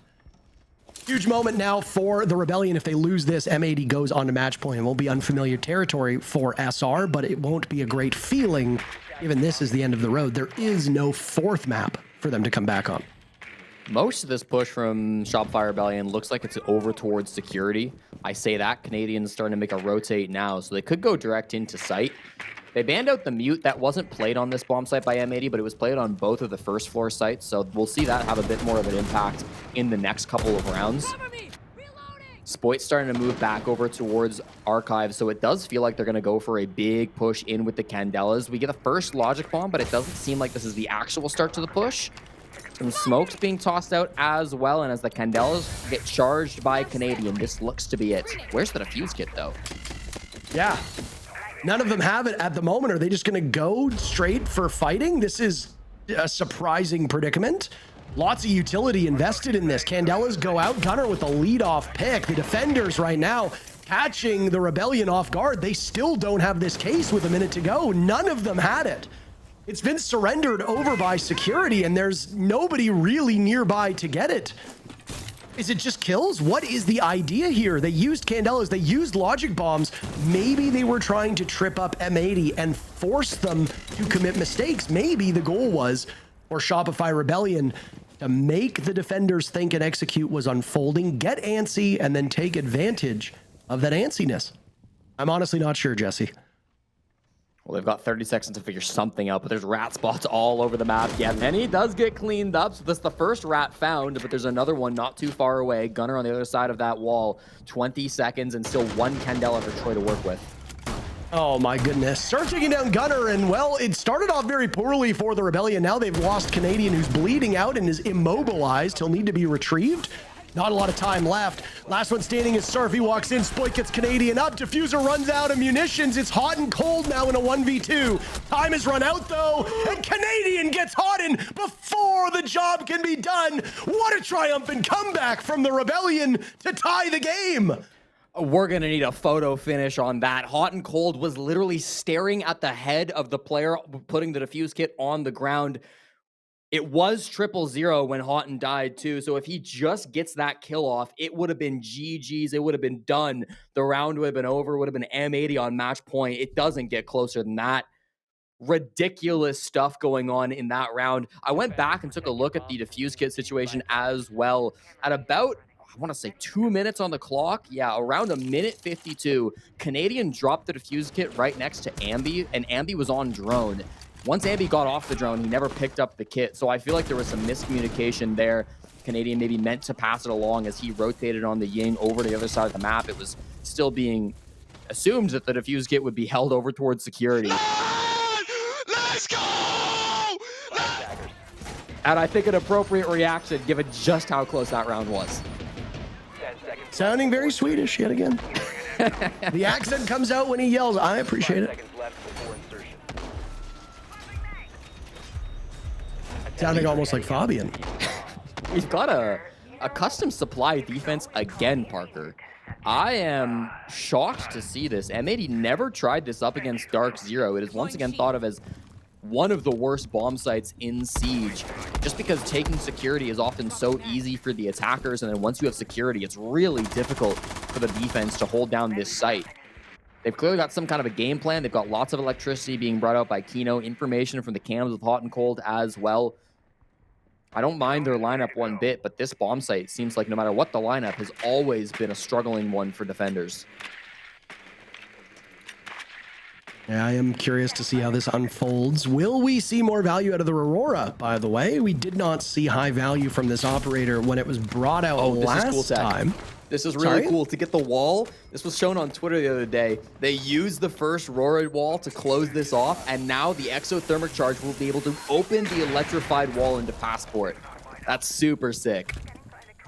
A big brain play. Just something that was popularized by a content creator. I obviously don't keep up to date with all of the memes that we see on all social media. I forget who posted it. Somebody in Twitch chat will have to mention it, but that was on Twitter not too long ago. Really sick to be seeing that in a pro game. Because that wall's really tough to get otherwise. Down goes Hot and Cold. Shopify Rebellion now starting to heat up just as they did in the dying moments of map number 2. There's an inevitability with this Shopify Rebellion team that was felt during much of the regular stage, where it doesn't seem like you can hold them down for that long. Obviously, map number 1 shows that they are capable of bleeding. The first time that Shopify Rebellion has dropped a map this entire stage. They've got a great start here now in round number 11. Winner of this round moves to match point. Could be the penultimate round. Hot and Cold will be in the grave for the remaining minute. Didn't really worry about taking top floor too much. Still a lot of dread mines they got to worry about as well. Gunner going to be the guy up there, but he immediately falls to Rexon. Now that top floor control looks a lot better for Shopify. They're using these smokes. They want to get a plant in. As long as they control security, which they do, this feels very good. They've got a read on that bandit now as well. Kino might be playing on borrowed time as a singular frost mat kept them at bay. Down goes the frost mat, down goes M80, and unless they can do something, no! M80 are about to suffer from a flawless round. It comes to fruition. Shopify Rebellion cleaning up shop, taking match point, and not suffering a single casualty in the process. Feels like custom supply has now burned to both teams that have tried to go to this site. Really cool take again from Shopify Rebellion. That went exactly how they wanted it to. I was a little concerned with how little they had up on the top floor, because usually that is the do or die for this site. But there was so much pressure coming in from Passport that they were able to get that in. And Rexon, the solo player that was up top, did great work to be able to clear out those players. Only got 1 kill, I believe, in that round, but it was one of the most important kills that he could have possibly gotten. So it was really high value still coming out from Shopify Rebellion. It has not been an easy path, Parker. It's been a long and brutal game full of comebacks and full of results that nobody would have expected. But Shopify Rebellion are officially 1 round away from top 4 in the NAL. I mean, they survived through most of the group stage, being in that position. The winner of this series will be in action later today. I'm sorry if I am repeating myself for those of you that have been here from the very first moment, but we are about 3.5 hours into this best of 3, so we'll be picking up new viewers as time goes on. No matter what happens over the next 3, 1, maybe 2, maybe 3, maybe 4 rounds, DZ and Wildcard are up next. You'll get to see a Dark Zero team that was screaming hot to start this stage, but faltered in the final 2 play days, dropping a 5-7 decision to this team on the right, Shopify Rebellion, and then ended the final day of groups with a 5-7 scoreline, again on the wrong side of that against Space Station Gaming. It's all upper bracket today. The winner of this series will play the winner of DZ versus Wildcard in our final match of the day, which again is scheduled to start around 8 o'clock. But unless DZ and Wildcard is a 2-0 blowout, I do not think we will make that 8 p.m. timing. This has been a long best of 3, just as we saw yesterday. We had 1 long best of 3 before a blowout in that Space Station Wildcard match, with Wildcard winning 2-0, which was certainly not what I expected. I also did not expect M80 to take a first map off of Shopify Rebellion, but here we are. And again, it's the magic of the playoffs. Gavin not reacting to that Gersmot that just went off. He's going to wait for his shield, and that's exactly what he had to do. Beautiful kill on a Canadian whose shield was moved by that clash, and now he's still in a power position, hoping able to kill Surf that's just on the other side of this doorway. A really troubling operator to lose, and of course the team captain will now have to either sit silent on the outside or guide them on in without being an active body. Gavin has been dropped. Gunner is also 1 foot in the grave at the moment. I don't think Gavin can be retrieved as Rexon follows up on this. Diffuser with only 1 gas canister in pocket with a minute to go, but no shields to slow down on the side of the Rebellion, so that is A-okay. He'll toss it out over towards that secondary bomb site, playing over inside of Fountain, a very critical position where he can engage either with the SMG or the shotgun. Now Gunner will see hot and cold maneuver back towards that wall, buying as much time as possible. Shopify Rebellion cannot get bogged down here in the nitty-gritty. Surf will be the main point of contact, staring over towards Metal, watching as the clash of hot and cold is just out of sight.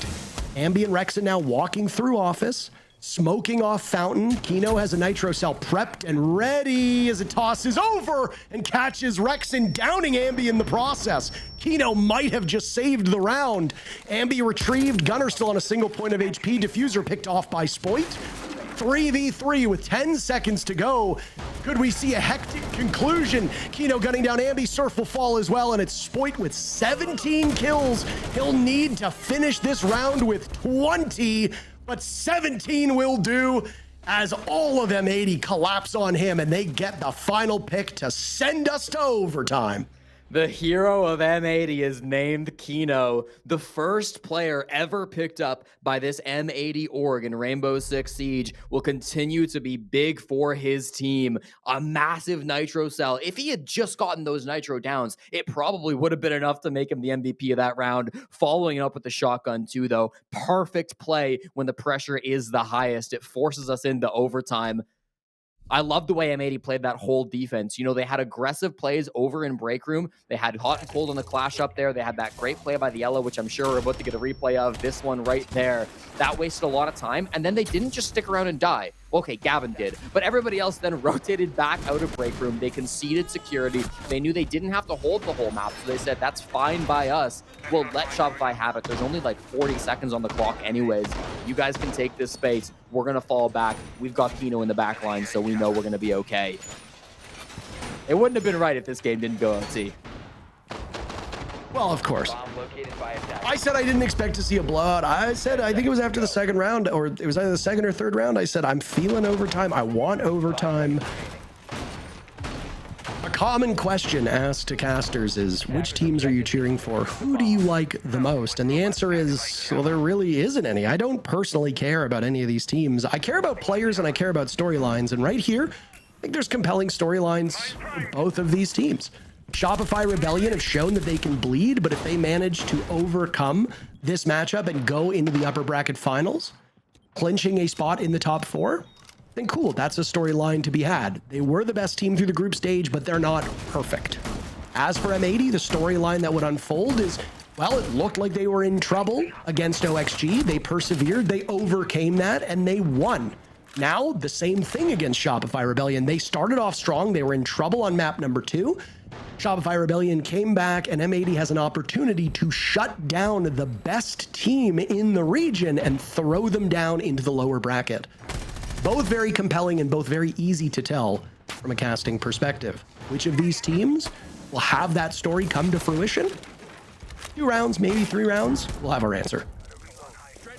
Trying to get a vert angle onto, I believe that's Ambi up at the top of Raptors. Yes, it is. Holding this spot. It's got a 3-way crossfire alongside Canadian and Spoit. That's some good information. I don't think Diffuser is aware. He should know now that he's being spammed out, and he might have to suffer for it, but no, it's Ambi up above instead. Good couple of frags coming out from M80 will secure them a lot of big positionings. Still Canadian East Stairs and Spoit in behind him will exist in powerful positions, so the job is not done, but you've gotten yourself a man advantage. I was going to say Canadian's going to be holding this whole round together in his position. He dies and it's curtains, and there he goes. It's all up to Surf as the last one. He's got intel from the Yokai, but also has 3 angry players on the side of M80 that will be encroaching upon his position very quickly. Especially with a Monty on the board, that's tough. Surf might have just lost that Yokai and have very limited intel, as now we see M80 going towards Discovery. Still a minute to go. I like this from M80, Jesse. They have time at their disposal. They should use it. And now they've got the information.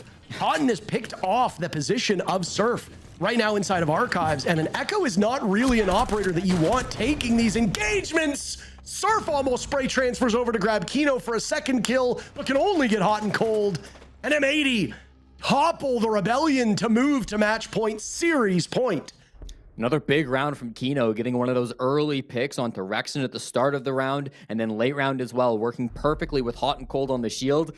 Kino has been somewhat moved off of shields on this M80 team. It has long been his role on this organization to play the shields. He's had, we'll say, mixed results on those operators in the past. With hot and cold joining, though, it was a no-brainer that he was going to take over from that position. But Kino can still have a huge impact, getting those frags around his IGL, around his shield player. That was massive for Kino. Kino, the single longest teammate that Spoit has ever had. They played together for 2 full years. And that first stage, when Spoit was signed to M80, when he crossed the pond to come over to North America, he became a North American champion in his very first stage, winning the playoffs the very first time that he came over to NA alongside Kino. Along the way, he eliminated the Sonics in that playoff rung, and now his 2 teammates of both Super and Rexon, who were removed on that team. It's been a long road for a lot of these players, and you know just how important it is to be able to secure this top 4 spot in North America. Shopify will need to go back-to-back to finish out this game 8-7. M80 just need 1. 5 kills, 5 bullets. That's all that separate you from a berth in that upper bracket final. Not that Redditors need to be referenced here, but I do think it will be some just desserts for the M80 haters that we're talking on the subreddit about how washed this team is, how overrated the core is. I know that we as casters can sink to this level, and I know the average audience will do that as well, that when a team loses, we tend to point fingers and say, well, of course they choked, they played badly. That's not really the case. This has been a great matchup for both of these teams. I think both squads can be quite happy with their performance, no matter who wins and who loses. That said, I think the expectations for Shopify Rebellion were much higher, and they have been held back in a number of these rounds in ways that I think they will look back on and kick themselves over. M80, I would argue, are playing above what we saw of them in the group stages. Shopify, Rebellion are playing below that, and I don't think that has anything to do with each other. Still, both teams look top tier. And if Shopify, Rebellion are to lose, well, it was a very, very close matchup. But close doesn't get you to the upper bracket finals. Gunner in a very important gunfight. Hot and Cold comes out to support him. This is really smart. Just forces Rexon to back off. They had a really strong drone onto Gunner. They had all of his information. Now they're going to have to run in and try to pinch with the blitz.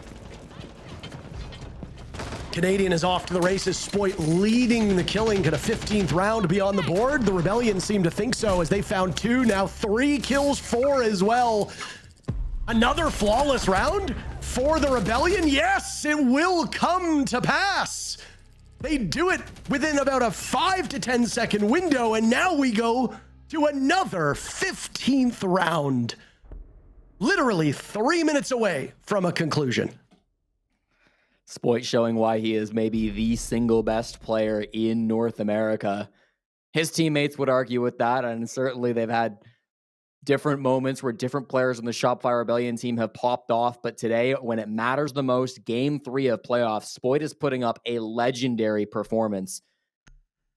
He's done this before. He did it for Rogue, he did it for Koi, he did it for M80, and now he's really showing what he can do for Shopify Rebellion. One round will determine who makes it to the top 4. Of course, as we've said over and over again, if you lose this best of 3, you still have a chance. You can still even get first place in the North America League. You could run the lower bracket. So even if Shopify lose this, they could still be the best team in NA, but it's a whole lot harder when you have to play all those lower bracket games. And to be able to relieve that pressure right now would be all that they could ask for on both M80 and Shopify. Loser of this matchup goes to play Space Station tomorrow in the lower bracket quarterfinal. Loser of Dark Zero Wildcard plays OXG in another lower bracket quarterfinal. Then you have to get through the lower bracket semifinal. Then you need to get past the lower bracket final, which will be, if M80 wins this and one of DZ Wildcard win the next game, it will be the loser of that matchup. These two teams, in theory, could play each other once more. So yeah, it's why we call it the gauntlet, because it's always an easier road going through the upper bracket. You don't necessarily want to go down to the lower bracket to sink to the depths of the other teams when they've got more to prove than you do. Win or lose, Gavin is going to end this game on the Amaru. He's over by the front door. I think his plan is to enter and likely go up the small office hatch. Could also go up the archives hatch if he's feeling like it might be a better angle for him. You see the drone there. He does not want this operator to be given up. He does not want it to be obvious what he's playing. That shotgun, if he goes up that small office hatch, is going to be incredibly deadly. Might not happen right away, though. Diffuser entering down below means that they could be trying to pressure out the player inside of security. Another hatch, I should say, that Gavin could also send himself up. Here he goes, looking for the security hatch. This is a very pivotal moment, and he finds Surf with the shotgun out. Surf was hopping off cam at that exact moment. Rexon has been dropped as well, but Diffuser and Gavin will bite the dust. Technically a 3v3. Ambi eliminating Diffuser as Spoit dies. Canadian is still up to work with Ambi. Canadian on that Tachanka will need to go for a reload. He's still armed to the gills with those Shumika launchers. Gavin is in a position where he could be retrieved. It really does depend on how Canadian plays this. Littering the way as Ambi swings forward, eliminating Gavin. What remained is now gone. Hot and Cold still upright with the shield fully extended. Kino will attempt the plant. Canadian held back. Ambi will have to swing for it, but coverage is not there. They thought that Houghton would have it. Canadian takes one down. Canadian gets the other as well. Hot and Cold in a 1v2. A do or die moment for both of these teams. Houghton on the Monty, watching as that Diffuser's timer continues to run away, but he has his hands full. He'll be pinched from both sides, flames spreading around him, shield knocked asunder, and Ambi gets a triple kill to send the Rebellion to the upper bracket finals in a heroic 15th round moment. They might not have been invited to Reload, but they will receive the first North American invite to EWC. Who better than Canadian to close that? Emotions heavy on both sides. Elation on one, frustration on the other. A massive win from Shopify Rebellion. Undoubtedly the most difficult game they've played all season, but they still crossed the finish line.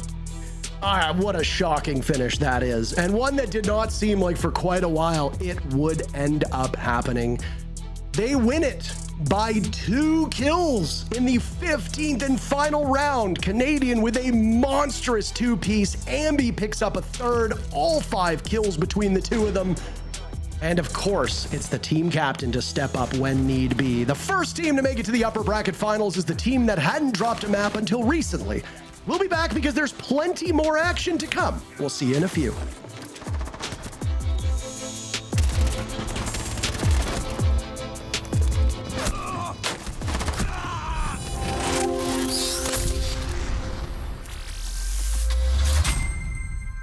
He's extended? Yeah. No. Sandwich. Yeah, shoot him, try. I'm reloading, bro. Oh my god. Shoot him, bro.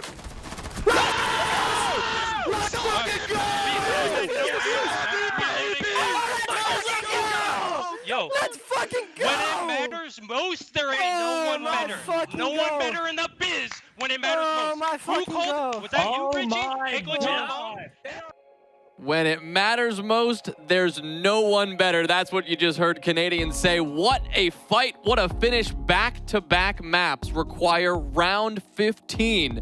And it is Shopify Rebellion who come out on top. We'll welcome in Rexon, who's standing by after a harrowing, intense final fight and big victory. Rexon, take me through that roller coaster of a final round. What was that like for you and the team as Troy pops off, gets those 2 kills, brings you guys back into it, and you come out with an 8-7 win?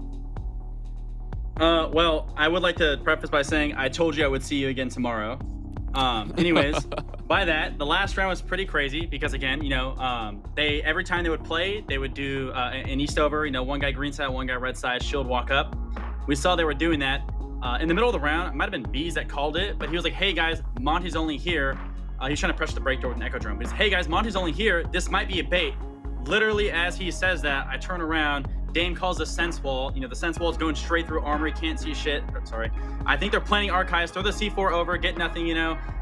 We get down to the Amaru, and then Bees walked up, down the Amaru, and then Troy's playing archives. So once we kind of brought it back a couple kills, got to reset, play off the cams, and I mean, Seth said it. He didn't know how we won the round, and that was an insane round to one lose because Troy had a god shot on Gunner, but there was just a lot of emotion. Really, there's a lot of emotion, a lot of adrenaline. I don't really know what else to say right now. Yeah, well, to bring it back to a little bit of a strategy, I mean, it looked like the first 2 maps, M80 was just pummeling with the hard, fast, aggressive takes off the back of the blitz, just constantly trying to get that early aggression out from you guys. One question is, how did you guys respond to that? And then on border, it looked like M80 was a little frazzled, playing very individualized. How did you guys respond to that as well? So we knew coming into Chalet, they're gonna have prep. What they do normally is if they're not hitting fast, they're pretty slow. I mean, obviously, it's the opposite, but it's a lot of telegraphed rushes, and they were gonna do it every single time. So we're going master, hitting solo over a lot. I felt like that map. Honestly, I think it was just the first map. It was really early. I think we were just not playing it at our best, obviously, considering it was 7-4. But after we had that map, took a walk. Got on Nighthaven Labs. I was like, listen, guys, we know exactly what they're trying to do. They're going to hit fast. Same plan as we do with every other team is you need to ISO where the push is or find out, get a head count where they're all at, call where the shield is, and then pick a side to fight because you can't give them all, all the map. So then as for defense, it's like, hey, guys, they're going to be hitting fast, B gun up. And then a couple rounds, I think we got caught off guard. And that's frustrating because we talk about it. We know it's going to happen, and yet we're still playing into it. So we had our timeout. After timeout, I was like, listen, guys, we're still playing into the way that they are. We just need to be gun up and play off each other. Stop your man advantage. Stop swinging because we lost a couple of those, as you saw. When we have our advantages, formulate a plan is how we're gonna, deny the round. So whether it's we have C4 or smokes, do we need a double swing to get the guy off the vert? What are we going to do? And then as a border, I think border a very scrappy map. They play extremely aggressive. So do we, and I think we showed out on that map. As opposed to them, as you can tell by a thrown 3v5. Yeah, I mean, it was a good back and forth from both of you. I mean, you got to give credit to both teams, but you guys did end up getting it done. I kind of want to ask you, I mean, more so inside of the comms area, you know, Troy didn't have the best performance the first map. Then you transition to Nighthaven Labs. He starts to pick it up. He starts to find his stride on Blackbeard. And then, obviously, we then go pivot into the last game where he has that last round that completely saves you guys from having to go down into the lower bracket. I'm just kind of curious, when you're in the comms, what's Troy's vibes like, obviously, from the first game, then the second game, then to the last? Honestly, it was pretty even across the board. As you should, you know, he's our IGL, our in-game leader. It's like, not only is that your teammate, that's also someone you look up to for, like, whether, you know, everyone has their adaptation, but he has the answer, right? So if he messes up, he takes accountability. Okay, my bad, guys. I told you to do this, and that's okay. You have trust in your leader, right? Like, if he's the guy guiding us, we trust he's going to call the correct play. If not, so be it. Next round, and that's how you have to deal with it. So it's not like the first map he was, you know, doom and gloom and quiet and like, oh, I don't know what to do, and like whispering. He had a plan every single time, and we did those plans. And if it messed up, that's okay. You know, go next. So obviously, Troy, you know, the GOAT, been here for a minute, still doing what he's always been doing. That's winning an A and going on to, you know, the international events to get another ship. I mean, I like Troy as my IGL. As the map went on, he still kept trying new things. I mean, there's some stuff we never did before, you know, and that's just something you're willing to work with, and it worked out for us. So, I mean, that's my GOAT. And I just want to say, like, I love that you're highlighting him in that moment because, well, obviously, when you look at Twitch chat, we all know what goes on as a player and in the comms. And I love that you highlight that because, you know, some people might think, oh, this is on Troy. Troy's not talking. This is why SR is falling apart. But the fact that you are still confident in him, he's confident in himself, he's going round by round, even if he's not dropping, you know, 1 kill, 2 kills, whatever, that he's still keeping you guys in line and confident that we can still bring it back. And obviously, you guys brought it back. And him in particular, again, ending that last round the way that he did, the fashion that he did it, that's typical Troy. You love to see that, Rex, and another big win for you guys as you continue the hot streak. We'll see you in just a couple hours as you go to that upper bracket final. So a best of luck preparing for that, watching the game, and we'll see you then. Yeah, thank you. Later, guys. I'll see you. All right, thanks, Rex. They cut him off. They want at the very end, like, get this guy out of here, playing the outro music. What a win. What a finish. Shopify, for this game to go back-to-back round 15, this had to be, I mean, such a battle of persistence, perseverance, and here they are, the victors. Yeah, absolutely. I mean, when it comes down to being resilient, I mean, Shopify showed it. And it didn't matter if players weren't getting kills, like Richie and you just talked about with Canadian not getting kills. It didn't matter if strats weren't going right. They constantly had a response and an answer, especially when they were in a man-down deficit. Shopify Rebellion just didn't let the mental game affect them at all. I mean, when you're playing against a team like M80, I mean, they are very sparky. They're going for these aggressive plays, especially on a map like Border. They were constantly going for these fights. So to stay level-headed, constantly fight back and forth, not worry about sporadic plays, and just focus on the trade games. And obviously, I mean, look at that. Canadian, the man, the myth, just clutching out in the last round. I mean, when you just have leadership like that, and obviously everyone's just confident in each other. See what Surf put right at the end. No, what do you say? No, I can't say on broadcast. Well, still, nonetheless, is extremely impressive. What a way to finish, as we said. M80, of course, and we saw it there throughout the entire series, not just that map.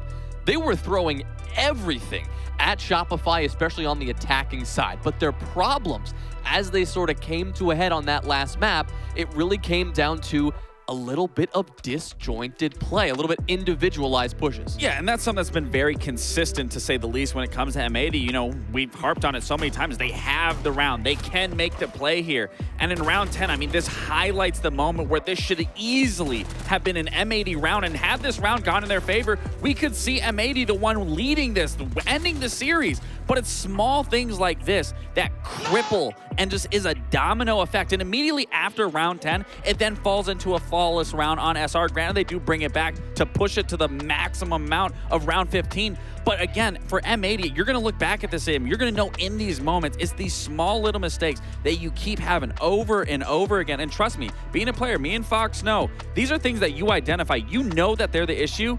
It is so hard to address it because it comes from a player to player individually recognizing it and realizing it in those moments to try and address it. Well, you brought it up. Round 15, that biggest moment. We talked to Rexon about it.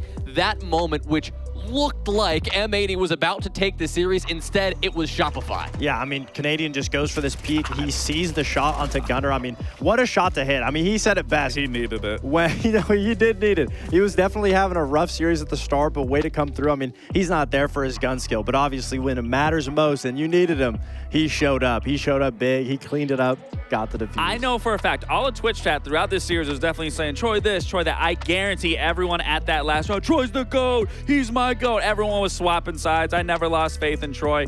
He's the player that he is for a reason. He's a two-time world champ for a reason. Put some respect on his name. Well, a lot of respect on these teams for this marathon of a game that they just went through. And for Shopify, they're going to have to play another one in just a bit. We've got another best of 3. It is our second upper bracket semifinal, Dark Zero and Wild Card. 2 big names, another big matchup. And we can see if this one goes the distance as well. We've got all that and more. Our upper bracket final coming up next, so don't go anywhere. We will be right back.